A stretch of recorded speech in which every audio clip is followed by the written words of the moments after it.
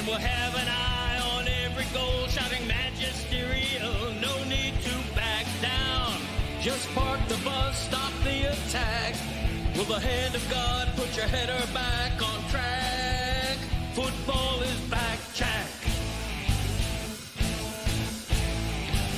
Mbappe's flying through the air. Ronaldo's here for one last prayer. Will Messi come out to play? Or is it victory for the USA? It's corner kicks when the box is packed. That's how you know that football is back, Jack.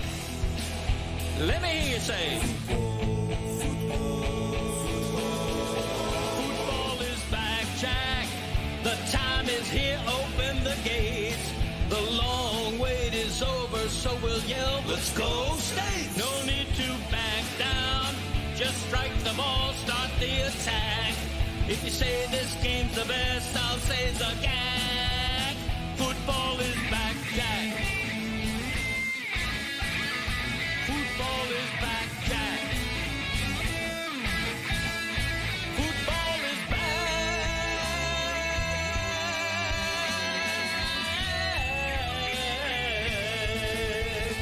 Football is back, Jack. Let me tell you something. I've been wrapped up in this World Cup. I stayed up. I watched all the games yesterday. I could confirm. Colombia, great fans. I told you, I haven't been an expert on all things soccer. I mean, I can't believe that Jude Bellingham has returned to the pitch with the form of 2 years ago. But Harry Kane and the superstars being great at the most beautiful game, and Ronaldo, like right off the bat. And, you're a problem. Ronaldo, you star. He stinks. Well, but he stinks so much that you got to get him off the field. You might win it without him, but you sure as shit aren't going to win it with him because he hasn't scored an important goal since 2021. And it wasn't that long ago, Zaz. Like when we talk about these GOAT conversations, it's amazing to look back and be like, yeah, about 7-8 years ago, we were saying Messi wasn't going to be it, and Ronaldo was the best player in the world. Mike, you'll have to help me here. Because Ronaldo has not scored in his last 5 World Cup matches, in his last 10 international appearances. Is Ronaldo's last international goal the one where it may have hit like a hair on his head and he tried to take credit for the goal? Remember that? Was that his last goal? I have to look it up. You may be right. He tried to take credit for a goal that was not his. The Ronaldo storyline, this is a storyline that transcends. Obviously, he's a huge personality, one of the biggest superstars in the history of sports on this planet, right? And he's 41 years old. And he's always going to be tethered to the hip of Messi. I kind of felt like Messi put that debate to rest with his performance in the last World Cup. But he was behind. Messi was behind before that, Mike. We spent a couple of years. It wasn't. We were not saying Messi was the best player in the world or ever. Well, we weren't even saying he was certainly the best player of his time when next to the statuesque guy who's pretty and isn't frumpy and is somebody who looked more like what soccer wants to look like. Well, it was a hotly contested debate between the two of them. And now Messi's conversation is with Maradona and Pele. And it's, a little sad, I feel like. And look, I know I'm not trying to turn this into a Ronaldo-Messi thing. I like both. And I think that we should all feel privileged that we lived in the era where they're both doing this. And it should be noted, Ronaldo's older 41, than Messi. 41, yeah, 3 years older. It's tough. However, Ronaldo at that age was already showing signs of falling off, and he had the whole thing with Manchester United. I want to talk about what his options are here for this World Cup because Portugal is absolutely loaded. And headed into the tournament, I like them to win the championship, provided that Ronaldo could fit in. And Dan, he looked like a beer league player that was told, you're playing for the national team, figure it out. Mike, I can't believe that one game into this thing, you're getting the gold of, let's talk about storylines with the legend. You're going to have to get him off the field if you want to win, as all the other stars, all the other worldwide guys, Harry Kane, like everyone comes out right at the start. Yeah. No one's screwing around anymore. And also, The stakes are so high that your country might fire its manager if it loses one game and then bring in the most handsome devil that there has ever been in the history of soccer. That's right. Hervé Renard is back in our lives. That should be the number one talking point from the World Cup here for us instead of Ronaldo. But I like that they fired him after one game. That means you're all in. Yeah. Yeah, your country's telling you, we're in this to win it. Yeah, Tunisia had one of the more puzzling performances of the opening round of matches because they don't concede. Now, you could pick apart the fact that they really got lucky in qualification, but they were supposed to be this stout defensive team, and they let in 1 billion goals against Sweden. And so a man who's a bit of a football vagabond, Dan, he's been coaching men's and women's teams. It's Saudi Arabia, French women's team. And what's his nationality? Hervé Renard? Yeah. I believe he's Gorgeous. French. Yeah, his Yes, nationality yes. is gorgeous. Is Herv's, put it on the poll at Le Batard Show, is Herv's nationality gorgeous? Because I don't think, I question the video team in a number of different ways, and I don't want to exclude the audio audience here, but I don't believe that they went and chose the photos that were handsome enough, okay? I don't believe that they're doing this man justice. When he was introduced to us, Yeah. okay, he was... It has been a couple years. But don't show me modern photos of him, please. He still looks wonderful for his age. He's exactly the guy you get if you're going to fire a coach after one game. Whoa. But I want the original. I saw photos of him. This is the guy you're talking about, Dan? No, the video team does not judge that very well, and attractive is very high on the list of what they don't judge well. Okay? Because they've done this poorly. They've put in front of me a man, it may be because they're playing with that AI still, that is not as attractive as the most beautiful man I've ever seen. When this man came into my life, he did so with a jawline. I was hypnotized. I looked into his eyes and could not stop staring. That guy looks like Sean Penn. Now. Yeah. I mean, he's a smoker. Most gorgeous people Smoke are. show. But yeah, Hervé Renard, who goes from tweeting about the World Cup back into our lives as Tunisia sacked their manager after one match, and Hervé They're all Renard- in. Yeah, I mean, you got to be. So hopefully they get back to their game. But let's go to the other handsome man in this conversation, Cristiano Ronaldo, for just a brief second more. Cristiano Ronaldo cost them the game. There was one moment in particular. First off, I thought Cristiano Ronaldo was going to come out super aggressive. Everybody did because of what happened the night before with all the stars performing so well. You're like, man, Cristiano Ronaldo is going to be bombing shots from 30 yards out. Can I ask you something real quick? How has he performed like this past season in Saudi? You know, it was he definitely showed signs, but the league isn't ultra competitive. He did end up winning a trophy, largely a disappointment. I think there was like a whole like rebellion against him by that supporter base briefly in Saudi Arabia. Yeah, we're doing the same thing here against Messi. But like Messi too, people are quick to point to the level of competition in the league, and Ronaldo, he was on the national team list.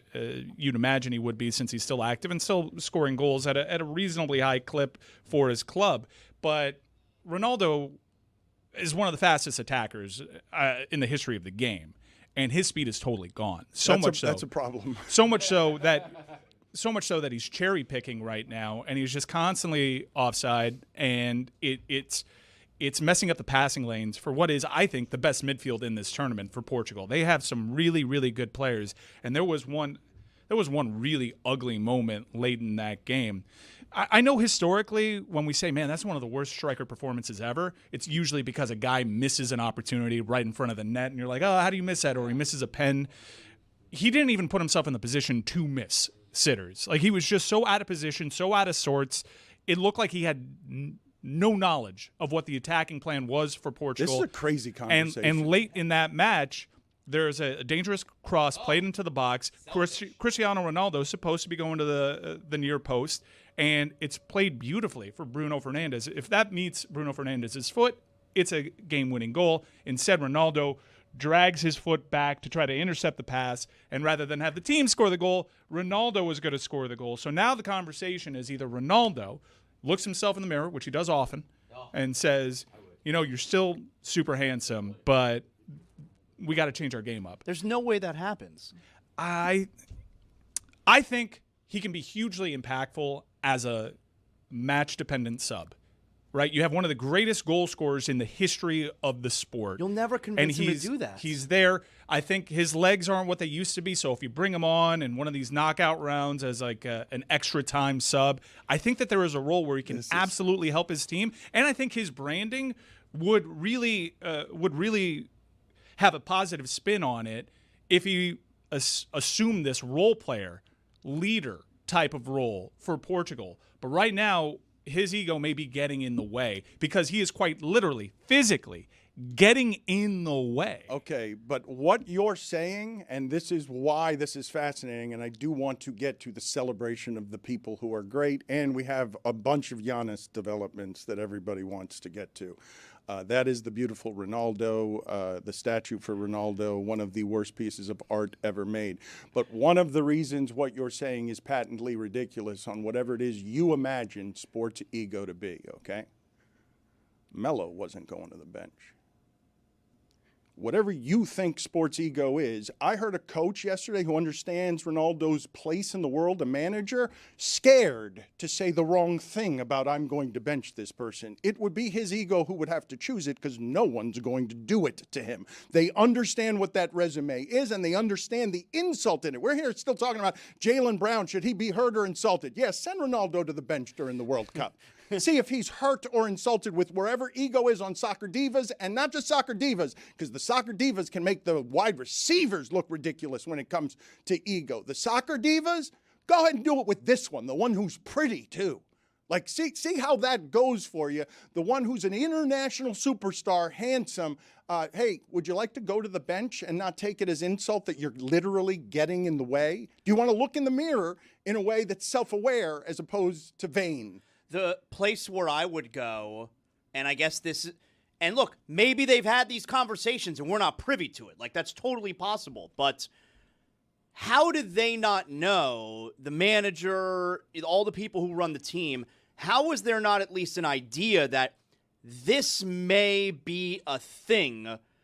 Can we take care of this before the first match at the World Cup? Because can you imagine, you start the World Cup and Ronaldo, okay, he's like, you can't do it now. Like, now it's a conversation the world is having. How did they not have any idea that this might be the case? Because guess what? We're one game in, and it's already an issue. Like, shouldn't they have known that maybe this is going to be a problem? And let's bring Ronaldo off the bench. Let's have this conversation now before everyone else sees it. As difficult of a conversation as that is to have at this moment, it's even more difficult to have without that result under your belt. Right now, you have the evidence of him literally getting in the way. Dan, I'd say he was invisible yesterday, but he would have been better if he were actually invisible. He was quite literally getting in the way, and I think that entire team, and it needs to come from Ronaldo. He needs to be the leader there and say, guys, I don't have it like that. I can help this team in different ways. I think it would be a great redemption arc for the guy. I think everybody would be pulling for him. I think the moment where Cristiano comes in off the bench in a tie game or a game that they're trailing is going to be an all-time sports moment for him. And I hope that he realizes that because he is hurting the team right now, Dan. It's funny that you say all of that. Plenty of time to talk about it. I wasn't listening, though. The reason I say it's funny, because it didn't sound like anyone was laughing. I wasn't listening to you at all because I was gazing into the eyes of Renard on my phone. And it's different. Your personal stash? Like, well, here's the thing, personal stash guy. I'm going to make you come in here and look at the photo I'm looking at. You're going to come in there? Yes. I'm going to ask him to come right in here. Yes. Come right in here. Hey, yo. Right here. And I want you to look at this and compare it to the video or the pictures that we have on the screen here of the video team's judgment on what I believe to be the most handsome man in the world and the real star of this World Cup. I do have to set up, though, wait for a second here, Chris, the fact that the NYPD has now shut down the New York City parade route way early, and we were going to go to Amin, and I'm not sure Amin's going to be able to get in because they're saying there's no more room at the Knicks parade. They are now already hours early turning people away. And we've sent Amin there, and I don't have any faith in his internet. I don't have any faith in Amin in general. I worry that the party is going to get to him, to his throat, and I don't trust his cell phone connection. But we're going to try to go to this parade, but we've already been locked out of that parade. So let's check in with Amin. Get me Amin from wherever it is he is. Because were you guys expecting this thing to be shut down 2 hours early? I don't know. I feel like I kind of would expect that. Yeah, it's going to be an obscene amount of people there. Okay, so the NYPD is saying that's it. It's closed. So we will find out shortly whether or not we can get in there, and we'll get to the Giannis stuff. Maybe we'll get some Giannis opinions from Amin at the parade if his internet works, which I do not trust. I have no faith in everything that's about to happen here or not happen. But Chris, put up on the screen now, video team, the picture of the beautiful Renard by your judgment, because you guys have no judgment when it comes to that's actually a beautiful one. Yeah. You've put there weren't many ugly ones, but you guys we did it. No, that is a beautiful one, but like that. Yeah. That where he looks like a scarecrow from Ukraine. Like I mean, they must have some hot-looking scarecrows in Ukraine. Look, Are you glad you brought me in here? Yes, I'm going to tell you why, even though your breath smells like breakfast. Are you ready? I'm going to tell you why. You look at the best moments in life are shared, okay? I want you to love this man with me. Show me. So you come right in here. I'm coming. You come here. Okay.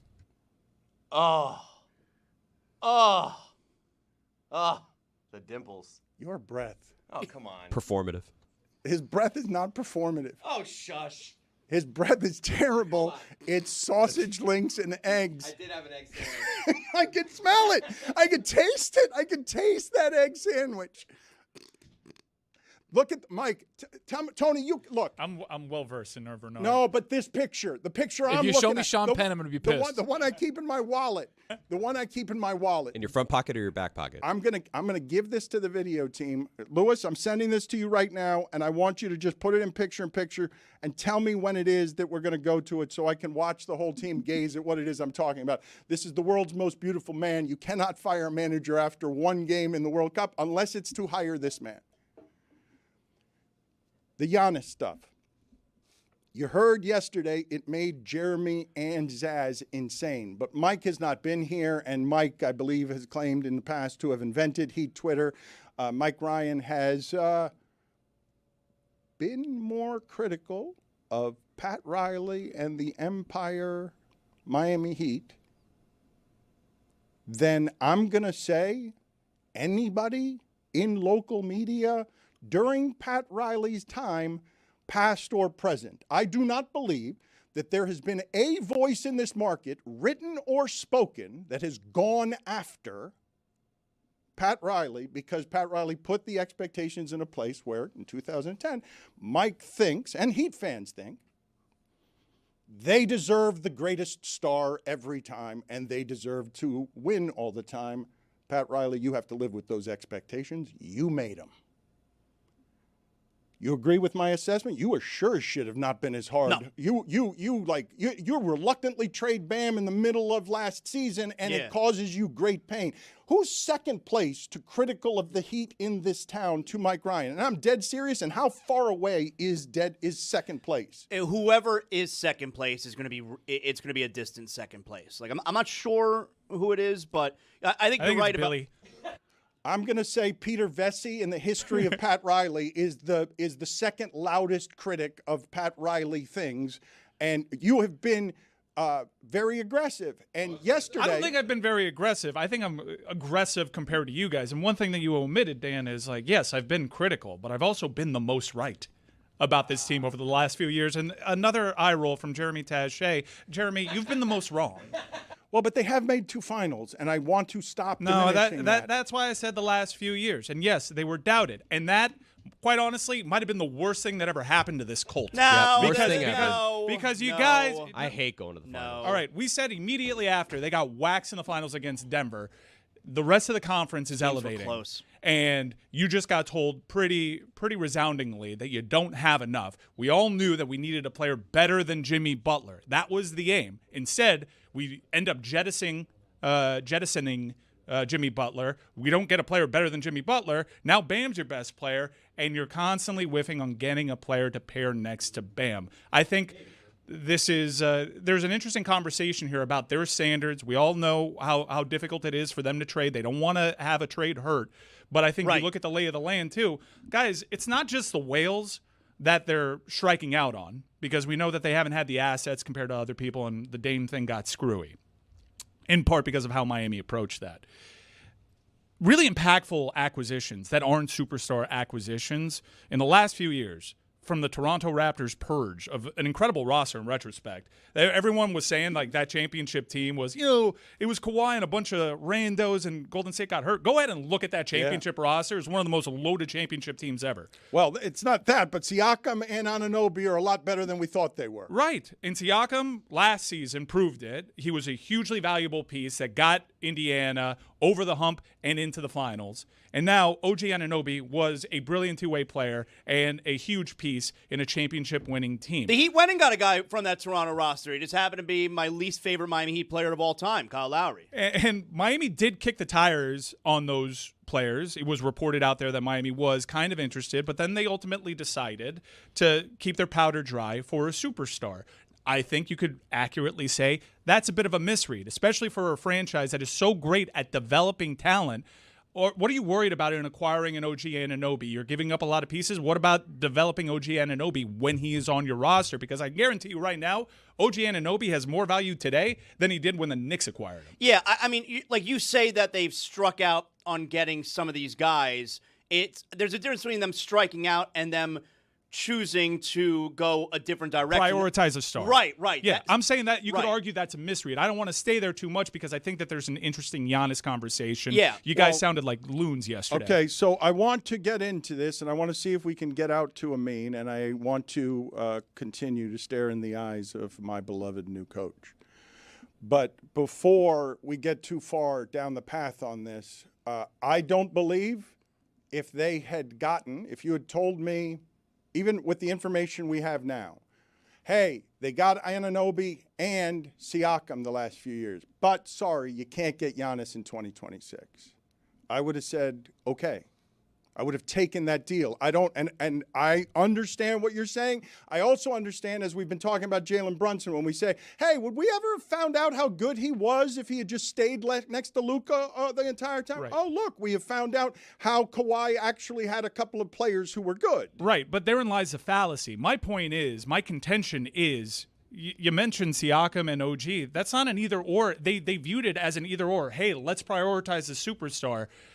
The Miami Heat could be in on Giannis, and they could use a piece like Siakam or OG Anunoby in that package. These are valuable assets. Fair enough. And they just decided to go in a different route. So it's one thing that I'm kind of seizing on, that it was under the radar. We always discuss them whiffing at the big names, right? But the internal misread on, no, OG's not worth it. Let's hold firm, when OG could have been a piece that helped you get those stars down the line. The thing is, the idea for them to develop guys that they already had instead of giving away pieces for a guy that maybe would have been good, right? So they've developed so many guys through those years. I get the debate. I'm very clearly playing the result here, but I'm saying you're also playing the process, though.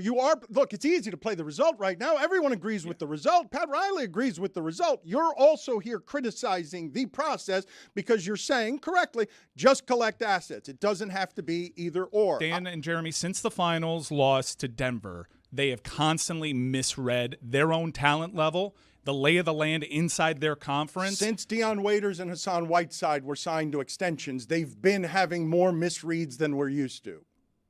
The thing that they did was believe in Tyler Hero. That was part of this, was they believed he was a better complementary piece to what was then Jimmy Butler and Bam Adebayo than OG Anunoby or Pascal Siakam would have been. Plus, he was younger, and so their belief was if you were going to be in this position now, who would have not only been a more valuable asset, but maybe turned himself into that third piece to a team that could have continued to compete for championships. And that was their read. He did become an all-star last year, and now here's where we sit. So this is where these things get interesting on both process and result. Everybody's mad about the result. No one is satisfied with the result. Now, they did develop Tyler Hero into a one-time all-star. That is correct. They did acquire Norman Powell, who became an all-star. But the team's not good enough, and any conversation after that starts there. There is no question. They've fallen behind. 9 teams in the conference, younger, better, and it doesn't even matter if it's process or result. It's what's happened. So that's where we are, and we can make all sorts of assessments about that would be accurate and fair as criticisms. But there is new information coming out all around this, and the Jaylen Brown conversation continues to be interesting to me. So before I get to that, though, can we go out to, because I need to know to set up the show today, if Amin's going to get into this parade, because I thought Amin was going to be joining us from the parade, and I thought Jessica was going to join us from the parade, and I thought unhappy Sam Morrill, who didn't seem like much of a parade guy, would join us from the parade, and Mero would join us from the parade. But now we got the spotty Wi-Fi issue, I would assume, right? We've had internet problems all week, and now we're going to a really congested area. Do we have any confidence that if we go out to Amin, he's either as going to get in to the parade or have good Wi-Fi? Well, do we have any the parade starts at 10. So is Amin on his way there now? Seeing him here. Okay, so he's there already. Okay, so he's all right. So I don't know how it happened. We got through. I'll be honest with you. Sean's got a backpack that will get flagged anywhere, any security situation around the world. It looked like wires and timers and stuff. I was like, oh my God, I don't know him. She's just like, hey, just have him hold your backpack as you walk through. I was like, really? And we're in. And so if you look right there, Champions Way, Broadway, this is the Canyon of Heroes. This is the whole parade route. We've got about 3 hours before it starts, but you can see the crowd is already crazy. As I said earlier, there's a massive crowd waiting on the other side of that barricade. And when they get over here, I don't know how good of a shot we're going to get.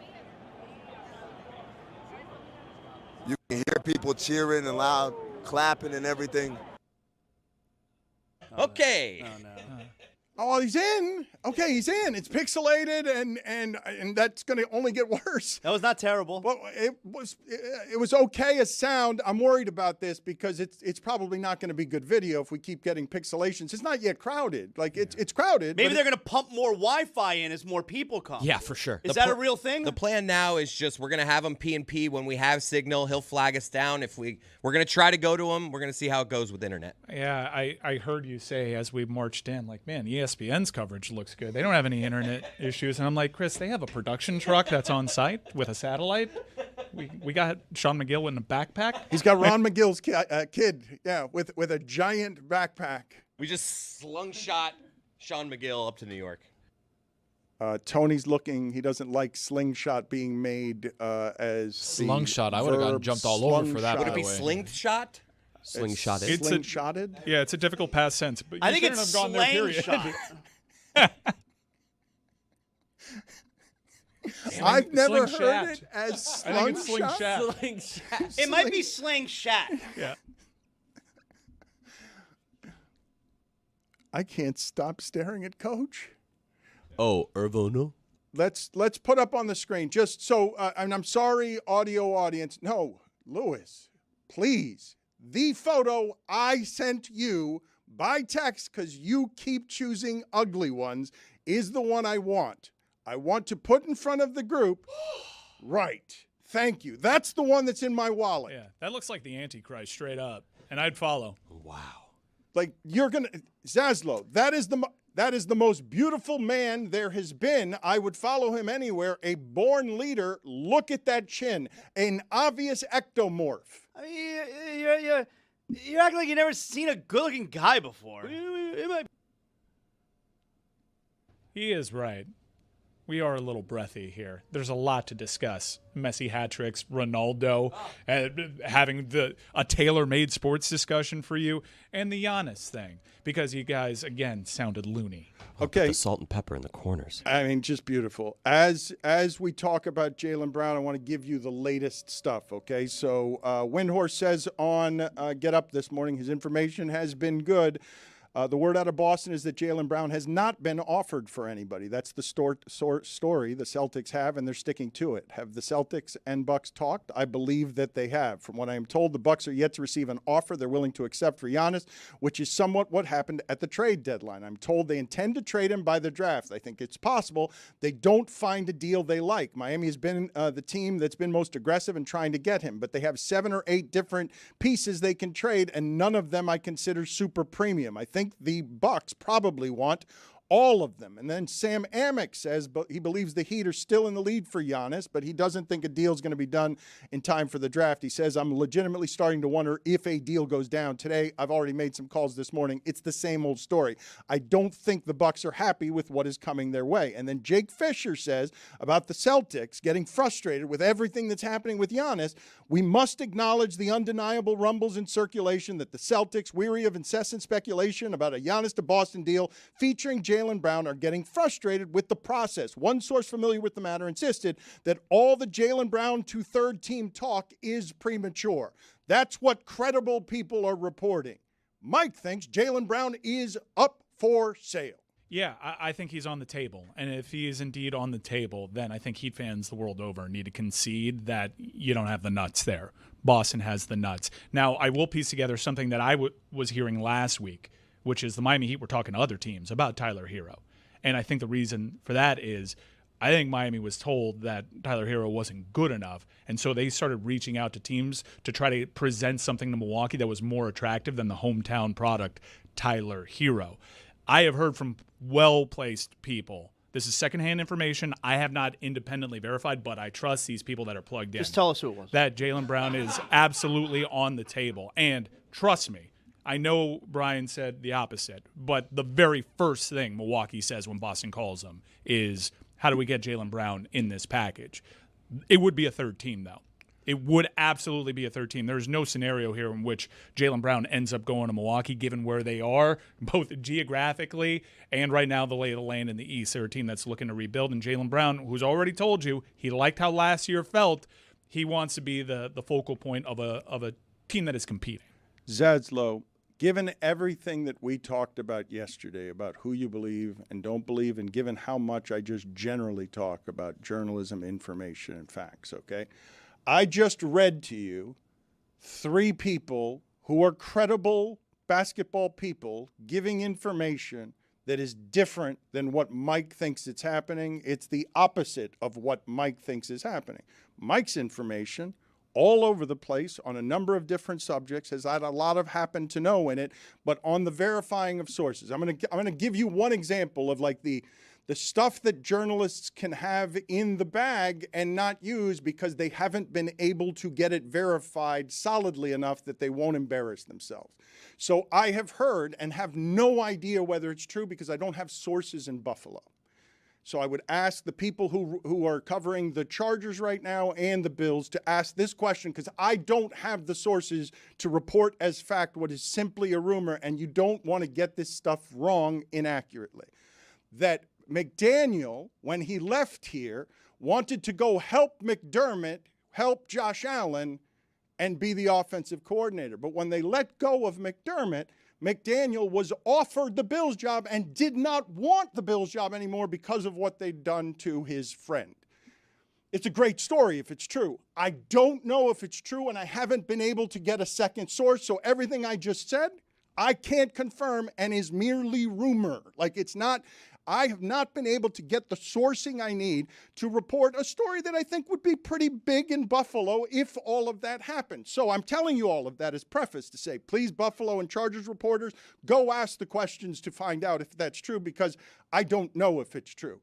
But Mike's saying the opposite of what 3 credible people are saying. And what Mike's saying is true. If Jaylen Brown's available, they've got the better offer, no matter what happens after that. Yeah, but you need a third team to facilitate the trade, and that's the issue. They right? would have it. They would have it. How would that be an issue? Like, there's reporting. plenty of teams that would take Jaylen Brown. There That's is. not an issue. And you have to deny, given the star power of Jaylen Brown and the uncertainty there, like the smart play here for all the people involved, if they want this deal to go through, is don't talk to anybody. Deny. deny. I will provide a little bit more context to give this a little bit more juice. Remember when I was saying the Marcus Freeman stuff and that he was talking to the New York Giants? Very reputable people were swearing up and down that meeting did not happen. Turns out I was right about that. I was hearing right. This came from the same person that was pretty plugged in there. Well, everybody was saying that was inaccurate. This person ended up being right. So I think that you guys have to open the door up to the possibility that Jaylen Brown is on the table. I guarantee you they have at least had conversations about Jaylen Brown. And Jaylen Brown and his team have been made aware of the teams that they are discussing. Other teams are in this mix as well. I don't know how long this can go. I imagine it'll develop quickly. You mentioned Jake Fisher. Jake Fisher also reported recently that the Pistons have interest in Tyler Hero. Why? Why would Tyler Hero be on the table for Detroit? I think that gives credence to Miami being told something about their offer didn't quite sit right. News changed, and they started having conversations. I don't know who engaged who, but people are kicking the tires on Tyler Hero, and they were talking to other teams about maybe getting more for Tyler Hero to sweeten their offer. In regards to the Heat offer and the Heat fans and all that stuff, you can't play, if you got the nuts, you can't play your hand underneath the table and be like, no, Jaylen Brown's not available except for a couple of teams that I'm trying to play under the table. When he gets put on the table is when everybody should the nuts are always under the table. They're always under the table. They're never on the table. But they're always under the table. There is no foreseeable path for Miami to outbid whatever Boston machinations of that deal looks like with Jaylen Brown. Not with their own pieces. Maybe if someone wants Khalil Ware, maybe if someone else has something Boston or something else that Milwaukee wants, but Khalil Ware. No one's as good as Jaylen Brown. No one in this package. In fact, I think Boston is perhaps a little crazy here because if they're considering trading a superstar for Giannis, number one, I think I'd rather have Jaylen Brown than Giannis. But number two, I think you're picking the wrong guy. If you're willing to ship out Jaylen Brown because he's unhappy, I get that. Your other star, slow down. Your other star is coming off an Achilles injury. Slow down. Jaylen Brown was the Finals MVP. You didn't just do that. I don't know why there isn't a Tatum conversation you traded here. You didn't slow down. I asked you to slow down. You didn't slow down. No, you didn't slow down. You sped up. I asked you to slow down. You sped right up. I think this whole thing is ridiculous. And it's clear that Jaylen Brown is unhappy because he's been acting like a diva wide receiver a little bit on social media. And look, you have the disgruntled superstar in the history of the NBA. That usually means it's the end of the road. So I get it. The fact that he's disgruntled is a bit of a tiebreaker if you have it as a tie between Tatum and Brown. But maybe you're backing the wrong horse there. Says he didn't slow down. He sped up. Guys, can you help me rein him in? He's been off for 3 days. Come on. Guys, help me. It was his local hour, Dan. Guys, both of you, please. It was Herbert The World Cup is happening right now. I'm distracted by the beautiful coach.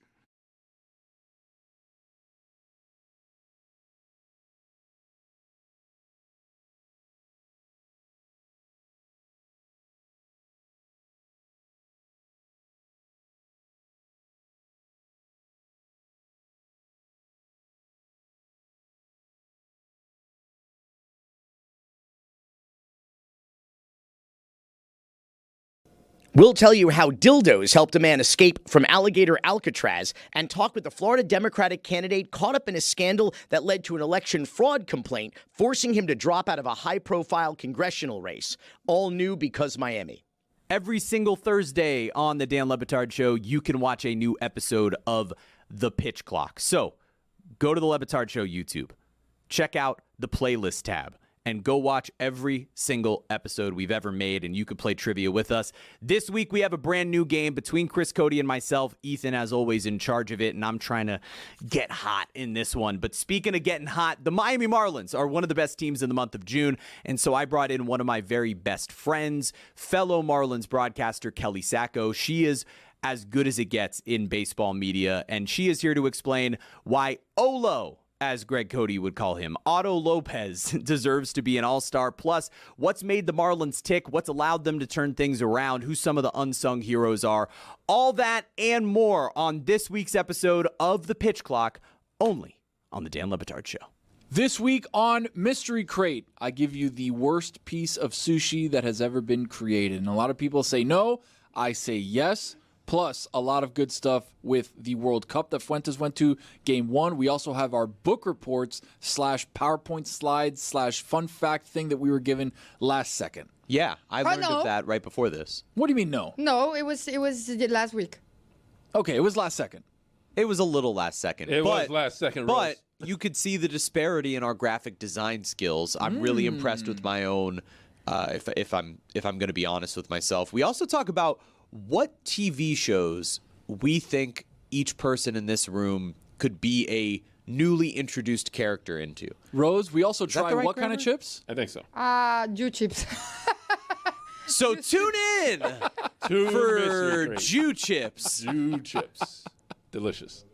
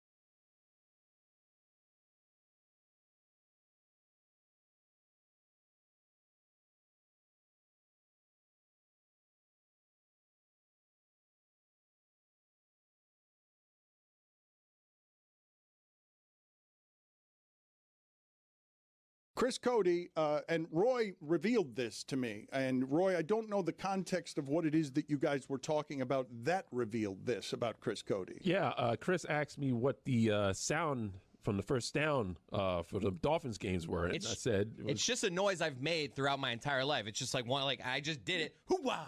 Yeah. And to me, that's another Miami Dolphins first down. Well, let's find out. Hoo-wah! Let's find out if your dad knows, because he's not a real moviegoer. Instead of impersonating the sound, do you have the actual sound? Greg Cody, do you know who's making this sound? hoo-ah. I do. Clark Gable. Come on. It's the famous actor. Rock Hudson. Oh, this is great. He doesn't know it. No, it's the famous actor. And I got to pin his name down because I don't think You should be able to say this immediately. I don't think it's Robert De Niro, Hoo-ah. but I think it's In the neighborhood. In the neighborhood. Give me a second. Hoo-ah. Robert De Niro. Humphrey Al Pacino. Hey, there you go. If someone said that in his headphones, you're fired. Now, No, what movie? nobody said What that. movie? It's APEC. What movie? Streetcar Named Desire. You ain't you. No, you're not man enough to know the truth. Something like No. That's A Few That's Good the one I Men, bought. and that's A Few Good Men. Good answer. Good answer. And it's not, you're not man enough to know the truth. I You can't handle the truth. Don't know. That's it's a different movie. Pacino was not in You're it. not man enough to know the truth. That was originally a line. Nicholson ad-libbed. They Put kept it on the poll that at was Nicholson. Lebatard Show. Was Pacino in A Few Good Men? Was a blind Pacino? Okay, who did he say? Who Dad said on a hoo-ah hot in tin what roof. movie? Let's keep going. Let's see how long it takes you to get. Play it again. I think did he win an Oscar? I think Yes. he won an Oscar Yes, he for won this. Best Actor. Yes. Bull Durham. No. Good answer. Good answer. Put it on the Raging poll. Bull. Raging Put it Bull. on the poll. Raging No. It's a bull movie. Just naming De Niro movies. Red Bull. I don't know. Put it on the poll. Was a blind Pacino in Bull Durham? Chicago Bull. And put it on the poll as well. Was a blind Pacino in Raging Bull? First of all, it's a really random thing to have stick in Dolphins. I say it all the time. No, but it's been for 30 years. That movie's 30 years old. I don't want to tell him what the movie is. Keep guessing, Greg. Keep trying to guess what the Al Pacino movie. How many Oscars has Pacino won? Because he A Few Good Men. you already guessed that, and we already told you that it's not A Few Good Men. Okay. And you're not man enough to handle the truth. Right. Okay. Classic line. It's got a military theme to it. I just can't come up with a It's name. not a military theme, but I think he's a former military guy. Okay, Dad. He was a colonel. There you go. Patton. Colonel Sanders. I don't know. I'm never going to get it. I don't know movies. Wow, it's his only Academy Award. The Greg doesn't know scent movies. of a Woman. See? I told you I was going to get it. Your son had no idea where that sound Where I was get it from. from. This is really? 2 generations of idiot. Pop No. culture idiot. I knew it was Al Pacino. Greg, you cannot listen to De what you Niro. just did for the last 4 minutes and say that that is some sort of expertise that you're bragging about. First of all, I speak for moviegoers in general. Al Pacino and De Niro are always interchangeable. They're always mistaken for each other. They're the same person. De Niro could not have been the devil. They've won the same awards. They're like the same people. They were only in one scene together, like in their movie careers. I know, but they're parallel lives. And you know it. Put it on the poll. Do you often confuse De Niro and Pacino, and you know it? At Le And you Batard know it. Show. You're going to have to wait for that one. Exactly. That was staggering. Even by the standards of the Greg Cody Show featuring Greg Cody, where your son Michael asks you movie questions and you flail and fail and get them all wrong. Even by those standards, that was an amazing amount of ignorance.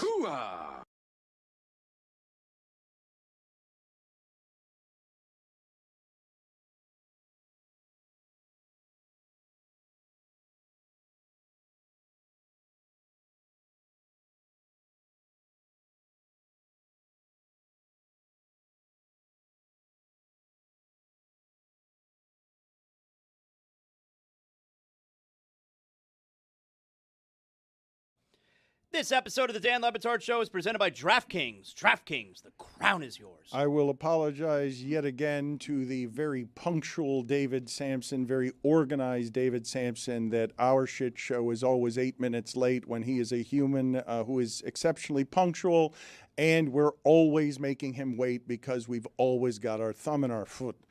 But I have a number of questions to ask David that don't have anything to do with sports in the moment. And one of them is this. David, I feel bad every single time this happens, and yet I can't stop it from happening, and it just won't stop happening to me.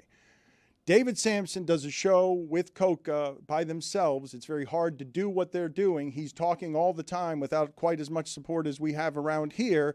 And I'm perpetually, accidentally texting him during his show live because I forget that he's on the air and I don't know it's 7:06 in the morning instead of 6:43, and I'm not paying attention to whether or not David Sampson's on the air. And so I'm actively distracting. I am Ronaldo. I'm getting in the way of David Sampson being able to do his job better, and he has a compulsive need also to answer every single text he gets. So he ends up doing a live show while texting me, the guilt of live on air.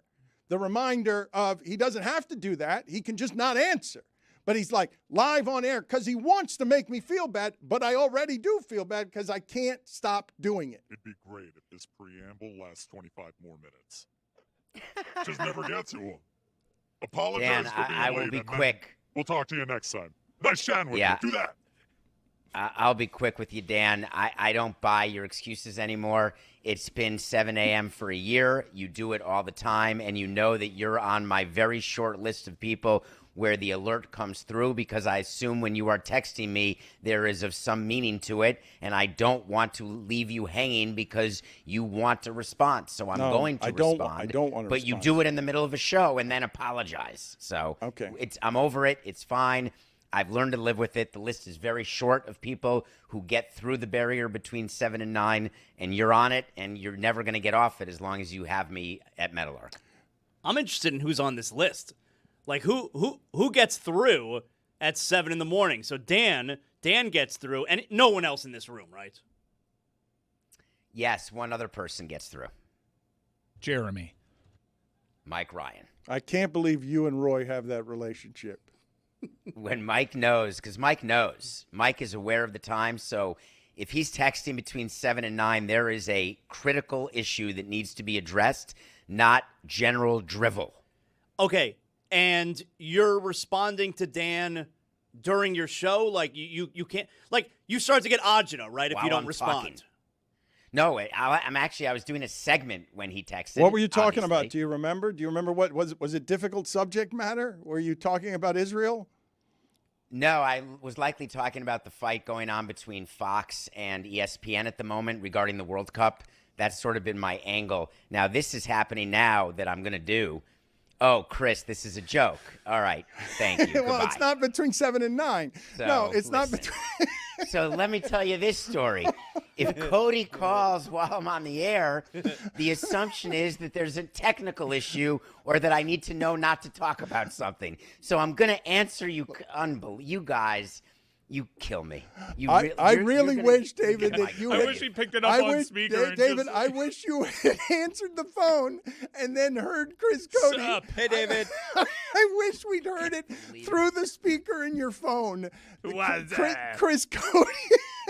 Chris Cody calling you from the other room. I want to get to the ESPN coverage because holy shit, people are complaining about it. But before we do that, I want to get Zaz's answer to my question before the break. And David, I want to include you in on this conversation. In the information age and in the misinformation age, we've got a whole bunch of people reporting on Giannis and Jaylen Brown. And I'm telling you that I know that Mike Ryan's information is good because anytime he's put a story in front of people here, it's happened. So what am I to do, Zaz, before we go to Samson, on the fact that 3 credible reporters, including Windhorst, are saying something? I don't know if you think they're all paid propaganda for the Celtics. They're all bought in some way. They're saying one thing, and Mike Ryan is saying the opposite a day after I've told you. Zaz, who do you believe? It's going to get kind of important in tomorrow's America that you have people you believe on information. Yeah, this is a tough one for me because you know the way that I lean, which is I go with the really credible guys, the guys like Windhorst who aren't afraid to tell you when they don't know. I feel like a lot of the guys out there on television and even some of them on the internet, they'll tell you something because they have to be in the game. They have to have some kind of information. And the reason I tell you that this is hard for me to decipher now because I trust Mike. Like, I know him, and I trust him, and he's not making things up. But I trust his work, though. It's the body of work. It's not just trusting Mike, your friend, and you trust a friend. Well, yeah, I trust he's a friend broken because some of the not biggest lying. stories in sports the last few years. Look, I don't like how this is being, positioned. They're saying that Jaylen Brown isn't on the table. I'm telling you, I'm hearing something totally different, that Jaylen Brown is absolutely involved in these discussions. And guys, just use your brains here. If Boston is indeed interested in Giannis, which everyone from the Boston media is conceding, then Jaylen Brown is obviously being discussed. It is not a non-starter for Boston, especially given Jaylen Brown's behavior. And if he is indeed being talked about in these discussions, that's a horse of a different color if you're a Miami Heat fan. Here's the place where I do doubt what you're saying because, okay, Boston has Jaylen Brown on the table. What are we still doing here? What's the holdup then? There's other teams. Other teams what? And there's other teams to facilitate because this isn't a one-for-one. But it's not hard to find any number of teams that want Jaylen Brown and will give up the draft capital. No. If you follow the league, there is uncertainty about one of the teams out there and what their capital may look like. Look, the Los Angeles Clippers would be an interesting destination, one that would suit Jaylen Brown. Jaylen Brown has shown you in his career he can fit in with another wing that eats first. But what's going to happen to their draft assets? Could the league hand down punishment? I do think that there is some uncertainty with some of these teams. And remember, Tony brought up the third team for a reason, because ultimately you're looking at a team in the Clippers that, yes, they have that 5th pick available, but what? If you're Milwaukee, you might get that 5th pick, maybe one other future pick, and then a bunch of expiring salary and salary filler, especially if the Heat were able to facilitate Hero to another team and you're getting potentially 4 picks. That looks different. And the other thing, too, is Jaylen Brown wants to get a trade, but then he's going to get traded to the same exact situation he just left in another all-star great wing. It doesn't make sense. Well, David, let me throw this back to you. Let's say Los Angeles, the Clippers, are interested in facilitating this deal and certainly would be interested in a deal that helps them net Jaylen Brown. In these discussions, how would Boston and Milwaukee handle the Clippers' investigation right now? Because the league may drop down a punishment, and couldn't draft picks be potentially on the line here? They're definitely on the line. In those conversations, you call the league, actually, when you are looking at a player and you know there's an investigation around that player, around that team, you call the commissioner and look for guidance. And the commissioner is not going to tell you exactly what the punishment is prior to the report being given to the owners, but they will certainly give you the guidance of timing. And we saw Adam Silver do that. At PTFO, interesting. All of us are ready because we believe that post-parade, pre-draft is when there's going to be an announcement of what the findings have been by the investigating firm, Wachtell Lipton. And that would make the most sense to give certainty to all of the clubs in the NBA. So the timing's now, but you do work prior to the announcement. But that's why there's no Giannis trade yet, because you have to know the entire circumstances surrounding every team, and there's great uncertainty with the Clippers. However, the other side is I don't think internally there's as much uncertainty as what I'm telling you exists publicly. I believe the Clippers are very aware of what their punishment is. Steve Ballmer will not read about it from a press release. He's going to be spoken to. There will be a discussion. Some would argue that discussion has already happened long before Wachtell Lipton even started their investigation. But the absolute finish to the aspiration investigation is when it is publicly announced. But in terms of teams being ready, they're getting ready right now. I want to get to James Dolan with you, and we're going to see who joins us for the parade and how good the Wi-Fi is. We're going to check in with a New York parade that has already been shut down and closed off. And while I want an answer to the question on just generally who's credible, who do you believe, I do want to move to a different subject as well, because the amount of criticism ESPN is getting for not reaching this particular moment in the world's game is a delicate spot for me to be in, because people are always going to assume that if I'm critical of ESPN, I'm being bitter, I'm mad about something or whatever else, okay? So I'm simply telling you that I'm reading an enormous amount of criticism, and also it's supremely jarring to me to watch ESPN and have them use pictures the way we do, stills, because they don't have the video to something, and it makes it really hard to cover this particular thing if all you have is stills. And you see how FIFA is very protective about, you better not be using any of their stuff, their sponsors or anything, because they get all the money. When ESPN, Mike, is criticized about all of this, we are going to be seen as a biased informant on this. But I'm just telling you, I'm reading the criticism of others, and I cannot believe how harsh it is. Even Fox is making fun of the coverage of ESPN. Yeah, I'm curious Dave's take on the Fox thing, but we saw this freight train coming for years. As a U.S. soccer fan, I was so jacked up about us hosting a World Cup, and you would think that the worldwide leader would meet the moment in some form or fashion. But, guys, they have about $100 million tied up in daytime personalities that are fairly limited. Of their daytime programming, the only guy in that group that can talk soccer with authority is Pat McAfee, because he played the game and he's genuinely excited about it. He's a soccer fan. But Stephen A. can't talk about more than two sports. And it's not even the majors. So, like, the second biggest sport in this country is college football. The guy has no knowledge of it. They pay this man $40 million, and he's asking Roger Bennett, hey, can France finally pull this thing off when they've won 2 World Cups on the men's side in the last 30 years? This has been a recent development with France, of them winning at the highest level. And when they don't win, they flame out in spectacular fashion, or they make it to a final and headbutt a player. It's France. It's Kylian Mbappe.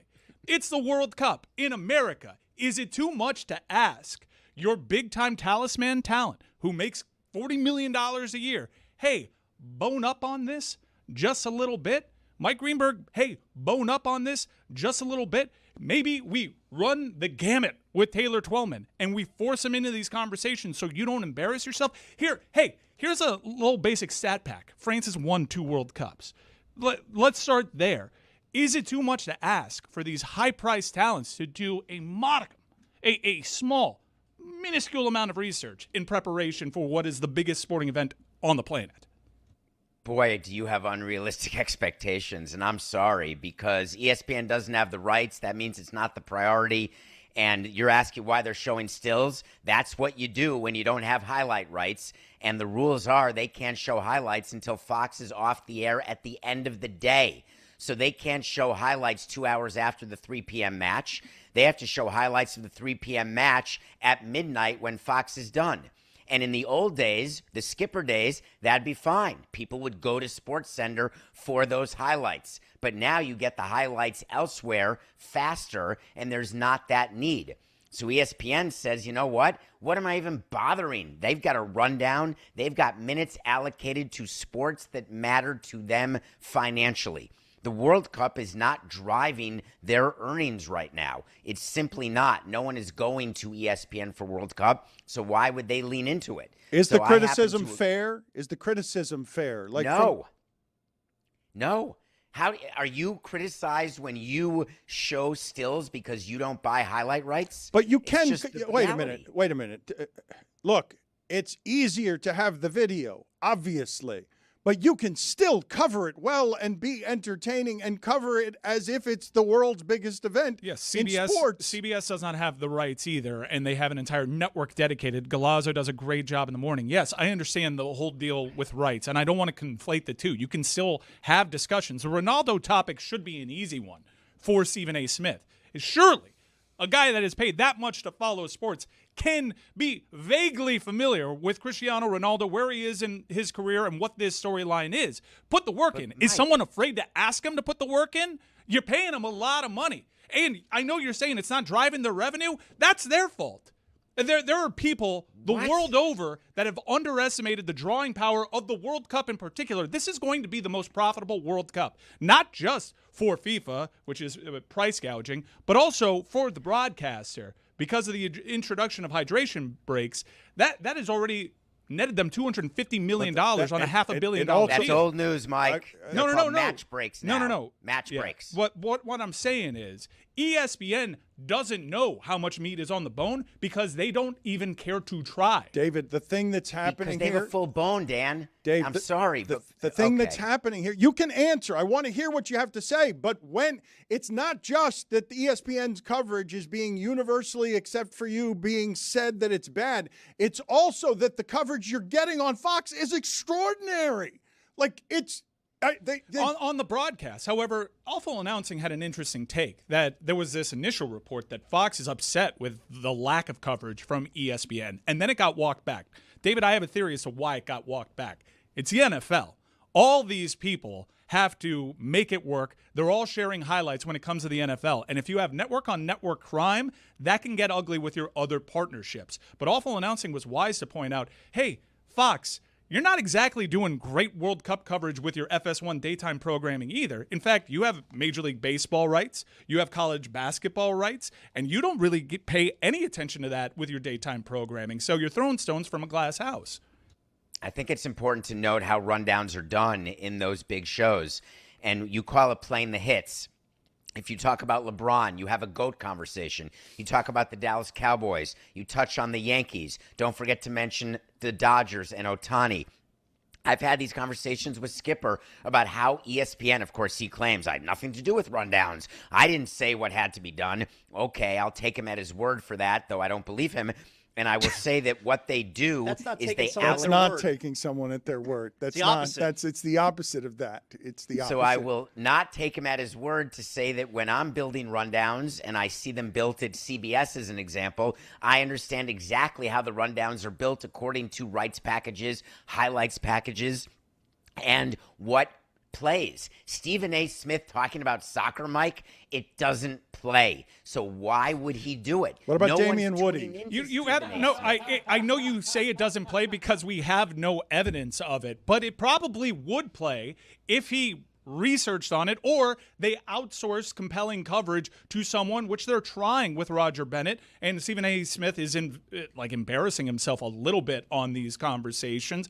I think a little bit of preparation would have gone a long way. You see these ratings for the World Cup. Very clearly, there is a midday audience for the World Cup. So while you say there isn't an audience for it, the reason why there isn't an audience for it is they are not seeking it out. They are not investing in that audience. They have their hits. I'm surprised we're not hearing about Dak Prescott's contract right now. You can find good coverage. And if you're into World Cup coverage, you are certainly going elsewhere, and that should bother people at ESPN. That should bother people even at FS1 when they have the rights. Why is everyone kicking our ass on this? And quite frankly, it's not just a soccer issue. It comes to the NHL. It comes to Major League Baseball. They are on daytime programming until you get to Pat McAfee, A2 Sport Network. They are the NBA and they are the NFL. And the reason why that is because their talents are NBA and NFL. That's all they know. If their talent was well-versed in all the sports, I think if you pay a sports expert $40 million, they should know as much as Zaz knows when it comes to sports. They should be watching every game all the time. Or an insult? I took it as a compliment. No, this is basic understanding. Like, this is sports. You're a sports fan. You're the worldwide leader. You're paid the most handsome contract in the history of sports broadcasting. It's $20 million. Well, It is 20, Dan, correct. But by the way, Mike, what are the two biggest investments that Disney makes in sports? The rights. The NFL. Which leagues? The NFL and college football. So I'm going to tell you where NBA is and what the investment is with Disney, and you're going to say, oh, I guess there may be a correlation. All I'm arguing is for correlation. FS1's a different story, and obviously this is your moment. To me, if I'm Fox and I know that I have the rights at a discount, which is clear, there's like lawsuits about it, but I am trying to buttress FS1 right now and try to even get 1 inch into ESPN's dominance of midday. This is their moment. Like, get them now and try to keep them and retain them.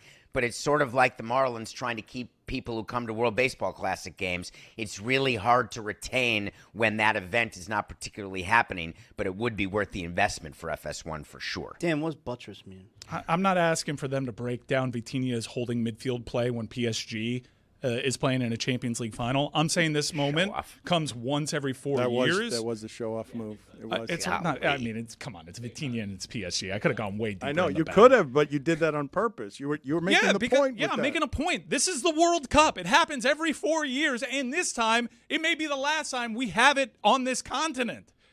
Like, do some basic stuff. Be able to talk Messi. Be able to talk Ronaldo. I'm not asking for much. And this isn't just a soccer thing. I know I'm a soccer fan. And by the way, a new episode of Morally Abhorrent is already on our feeds. Thank you, Jeremy, for calling it, quote, really good. That is an upgrade over what Dan calls it, which is, quote, a situation. Dan, is buttress like a queen? I have a lot of questions here. One of them, Jeremy, can you tell me why is a horse of a different color? Why? Oh, I'm so glad you asked, Dan. So this originally stems from Shakespeare in Twelfth Night, but it was popularized in 1939 with The Wizard of Oz. So when Dorothy approaches the gates and gets to, try to see the wizard, the guard there says, oh, you're wearing the ruby red slippers. That's a horse of a different color. Now, you also might hear that and think, no, but that sounds like the 90s to me. Where it's referenced is in the movie Rookie of the Year when Henry Rowan-Gardner shows up to the Cubs locker room and they're like, what's this kid doing here? And he knocks on it just like in The Wizard of Oz. And the guard pops out with his big curly mustache just like in The Wizard of Oz. And he says, oh, you're Rowan-Gardner. That's a horse of a different color. I didn't know that was a Wizard of Oz reference, Dan. Thanks for that, Jeremy. You're welcome. That's worth a toast. Brought to you by Cuervo. Dan, this parade's getting going here. What we got happening here is the players making their way to the buses, but I'm already seeing way more former Knicks and celebrities than actual players. Saw John Starks, saw Chalamet, saw Chris Rock. I'm seeing Kat here, but it seems like it's just going to be these celebrities are going to make it about themselves. Where is Amin and what can we get from Amin? When's Amin going to join us? What is Amin's? It started 10 minutes ago. The punctuation, David, I will simply put on the conversation that we're having about content before I ask you about James Dolan, if this business model is interesting to you, ESPN used to have 110 million people in they used to be in 110 million homes. It's about 60 million now. That's a big drop in a little bit of time. And 109.5 million of those homes were not watching my television show with my dad. They were paying for it, but they weren't watching. Our shows, my father's, all of the shows, they're just infomercials. They're infomercials for sports and for leagues. And if you have the rights on those leagues, of course, you're going to cover the hell out of basketball and football because you're just doing infomercials all day in order to get to the games. But The Knicks are in the middle of a championship here, and this is what's going to be talked about. America's champion, not the world playing. This parade of champions is going to be a story today because New York hasn't felt like this very often.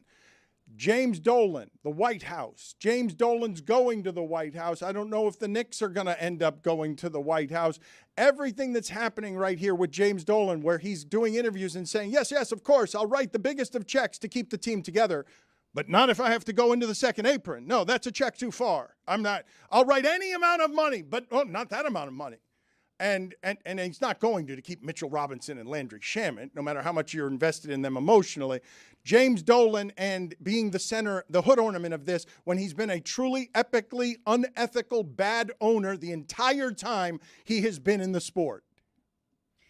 So we just recorded Pablo Torre Finds Out that's going to come out very soon about this very subject, and I gave some nuance on Nothing Personal this morning. I want to give you a little bit of nuance here. James Dolan was in the middle of a renaissance that comes with being an owner of a champion. You get the benefit of a doubt for a hot second.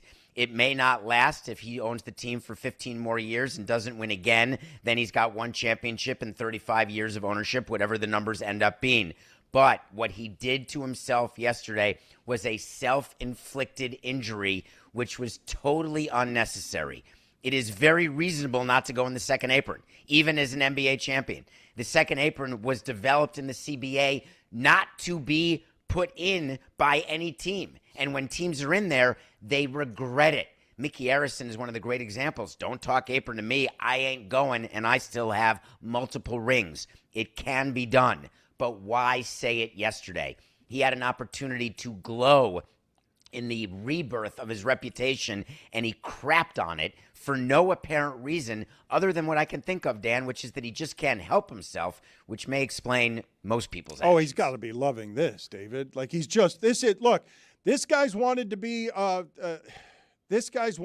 more popular like a high school boy for a long time. He's got his own band, and he is an epically bad owner. This does not change that. Like, he is awful in almost any way you do the measurements, except that he has now won a championship. This is a name that's synonymous with this guy is bad at ownership and controlling, and he shouldn't have that much control, because if he has control, he's going to do the wrong things with that control. As unpopular an owner as New York has ever had, and they had Steinbrenner, and this does not change that in any way. He is still all those things. His team just won. Dan, I love you. It's as though you were in on Pablo's show yesterday. You just said Steinbrenner, known as an epically bad owner. If you ask somebody outside of New York, like let's say someone like a Dominique Foxworth, hey, what do you think of George Steinbrenner? First words, won a lot of World Series. Just think about what you're saying for a minute when you're talking about when he had James the most Dolan. money, and in this sport, their salary captain, you got to be smarter than the other people, and Dolan hasn't been, and he's an awful person, objectively I awful agree person. He's an awful person, and I know people who have worked for him, and he's a nightmare, much like Steinbrenner was to work for. However, James Dolan has changed his reputation, no matter what you or Pablo say. No, he's he not. has now won a championship. That's asinine. Asinine. That what is- you're saying. I didn't say no. that You don't. it is You now don't. You good. don't get to It's be a gotten horrific. better. You don't get to be a horrific human being, and then your team wins a championship because you have a lot of money, and then you're not a horrific human being anymore. That's not how that I happens. didn't say he wasn't a horrific human being. I said there's been incremental change in his reputation because he now has a ring, and they will never take that away. He is the owner who brought a championship to New York for the first time in 53 years. He was sued yesterday because all of our personal information is in the hands of cyber terrorists. There's a class action lawsuit, and you know what? He's still a championship-winning owner. He's come off like an owner who loves to meddle and loves to talk and didn't do a whole lot of talking for the last few years, really, since they hired Leon Rose. And now that they've won, it's like, oh, great, I can talk again. I can say whatever I want. That's exactly what's been happening for the last few days now. And he'll keep doing that, Zaz, and that is who he is, and he will end up burying himself as he started yesterday with the apron talk and the White House talk. But guess what? No one will think twice about the apron if the Knicks defend their championship and win another one next year. No one will say a word about Mitchell Robinson or Shamet or anybody, because at the end, what the fans want is they want rings. Okay, PTFO is now out, and Pablo has been doing a wonderful job with that show in a number of different ways. He and David are Pulitzer winners with some of the work that they have done on that show, as well as Amin, who's at the parade. I'd like to get Amin. I don't know what has happened here. I just saw Mike Breen in a suit at the parade, and I'm like, oh, no, Mike. Mike, what have you done? Only guy in a suit in Mike, square miles. No, Mike. I put it on the poll at Le Batard Show. Is Mike Breen always in a suit, even when he's naked? Because you can't go to the parade. You can't go to the parade in a suit. Well, he might be an MC at the podium at City Hall. Can't go in a suit. You got to go should be polo. in a tank top or polo. No, look, Mike Breen can look good under all circumstances, except wearing a suit at a parade. Like he's gonna, and that's like Wall Street. There'll be plenty of people there who are dressed. And no, Mike, don't dress like them. Not at a parade. Not when we're celebrating. Not when we're celebrating Washington Heights because Karl Anthony Towns wants to touch the people. Shout out to Dykeman. The most Hispanic moment in the history of basketball. Him winning at the center of that It really thing. is, Dan. If we really want to talk about it, it is the most Hispanic moment in NBA history. Yeah. It's close. It's either that or that guy who played with gel in his hair for Puerto Rico at 40 years old in the Olympics. Ortiz. Manu Ginobili killed a bat with his bare hands. Yeah. Easy. I don't think of Ginobili as Hispanic, the same kind of Hispanic. Wow. They're different kinds. with Dan. There are different kinds of Hispanic. You're a noted Argentina hater, though. Yeah, I do hate Argentina, and I have a lot of preconceived notions, which is weird because I'm part Italian, and yet I escape it. Not all Hispanics are the same, and while Ginobili, they're not all the same. They're not. Don't say they're all the same. Don't say, whoa, we're all the same, Jeremy. We're all the same. Huh, Jeremy? We're not all the same. We're all I the didn't same. peg you as We're all the they're same. all the same. We're all the kinda same. guy. I have nothing to do with Didn't this. see it Do we all coming. look the same to you? You should try to peg him. Disqualifying. We look all the same to you. I'm not in this. That's Wow, why that one got me. Mexicans, Argentinians, Cubans, Puerto Ricans. We're not all the same, Jeremy. I'm surprised. Dan? They speak not what I was Spanish. saying. I don't know what we're doing with Argentinians other than pointing out their know what? curious history and why everyone has blue eyes. Jeremy, I'm sorry. Minor penalty, 2 minutes. Accidental racism. Hispanics are not all the same. We're not all the same. Puerto Ricans are not the same as Mexicans. Yes, David.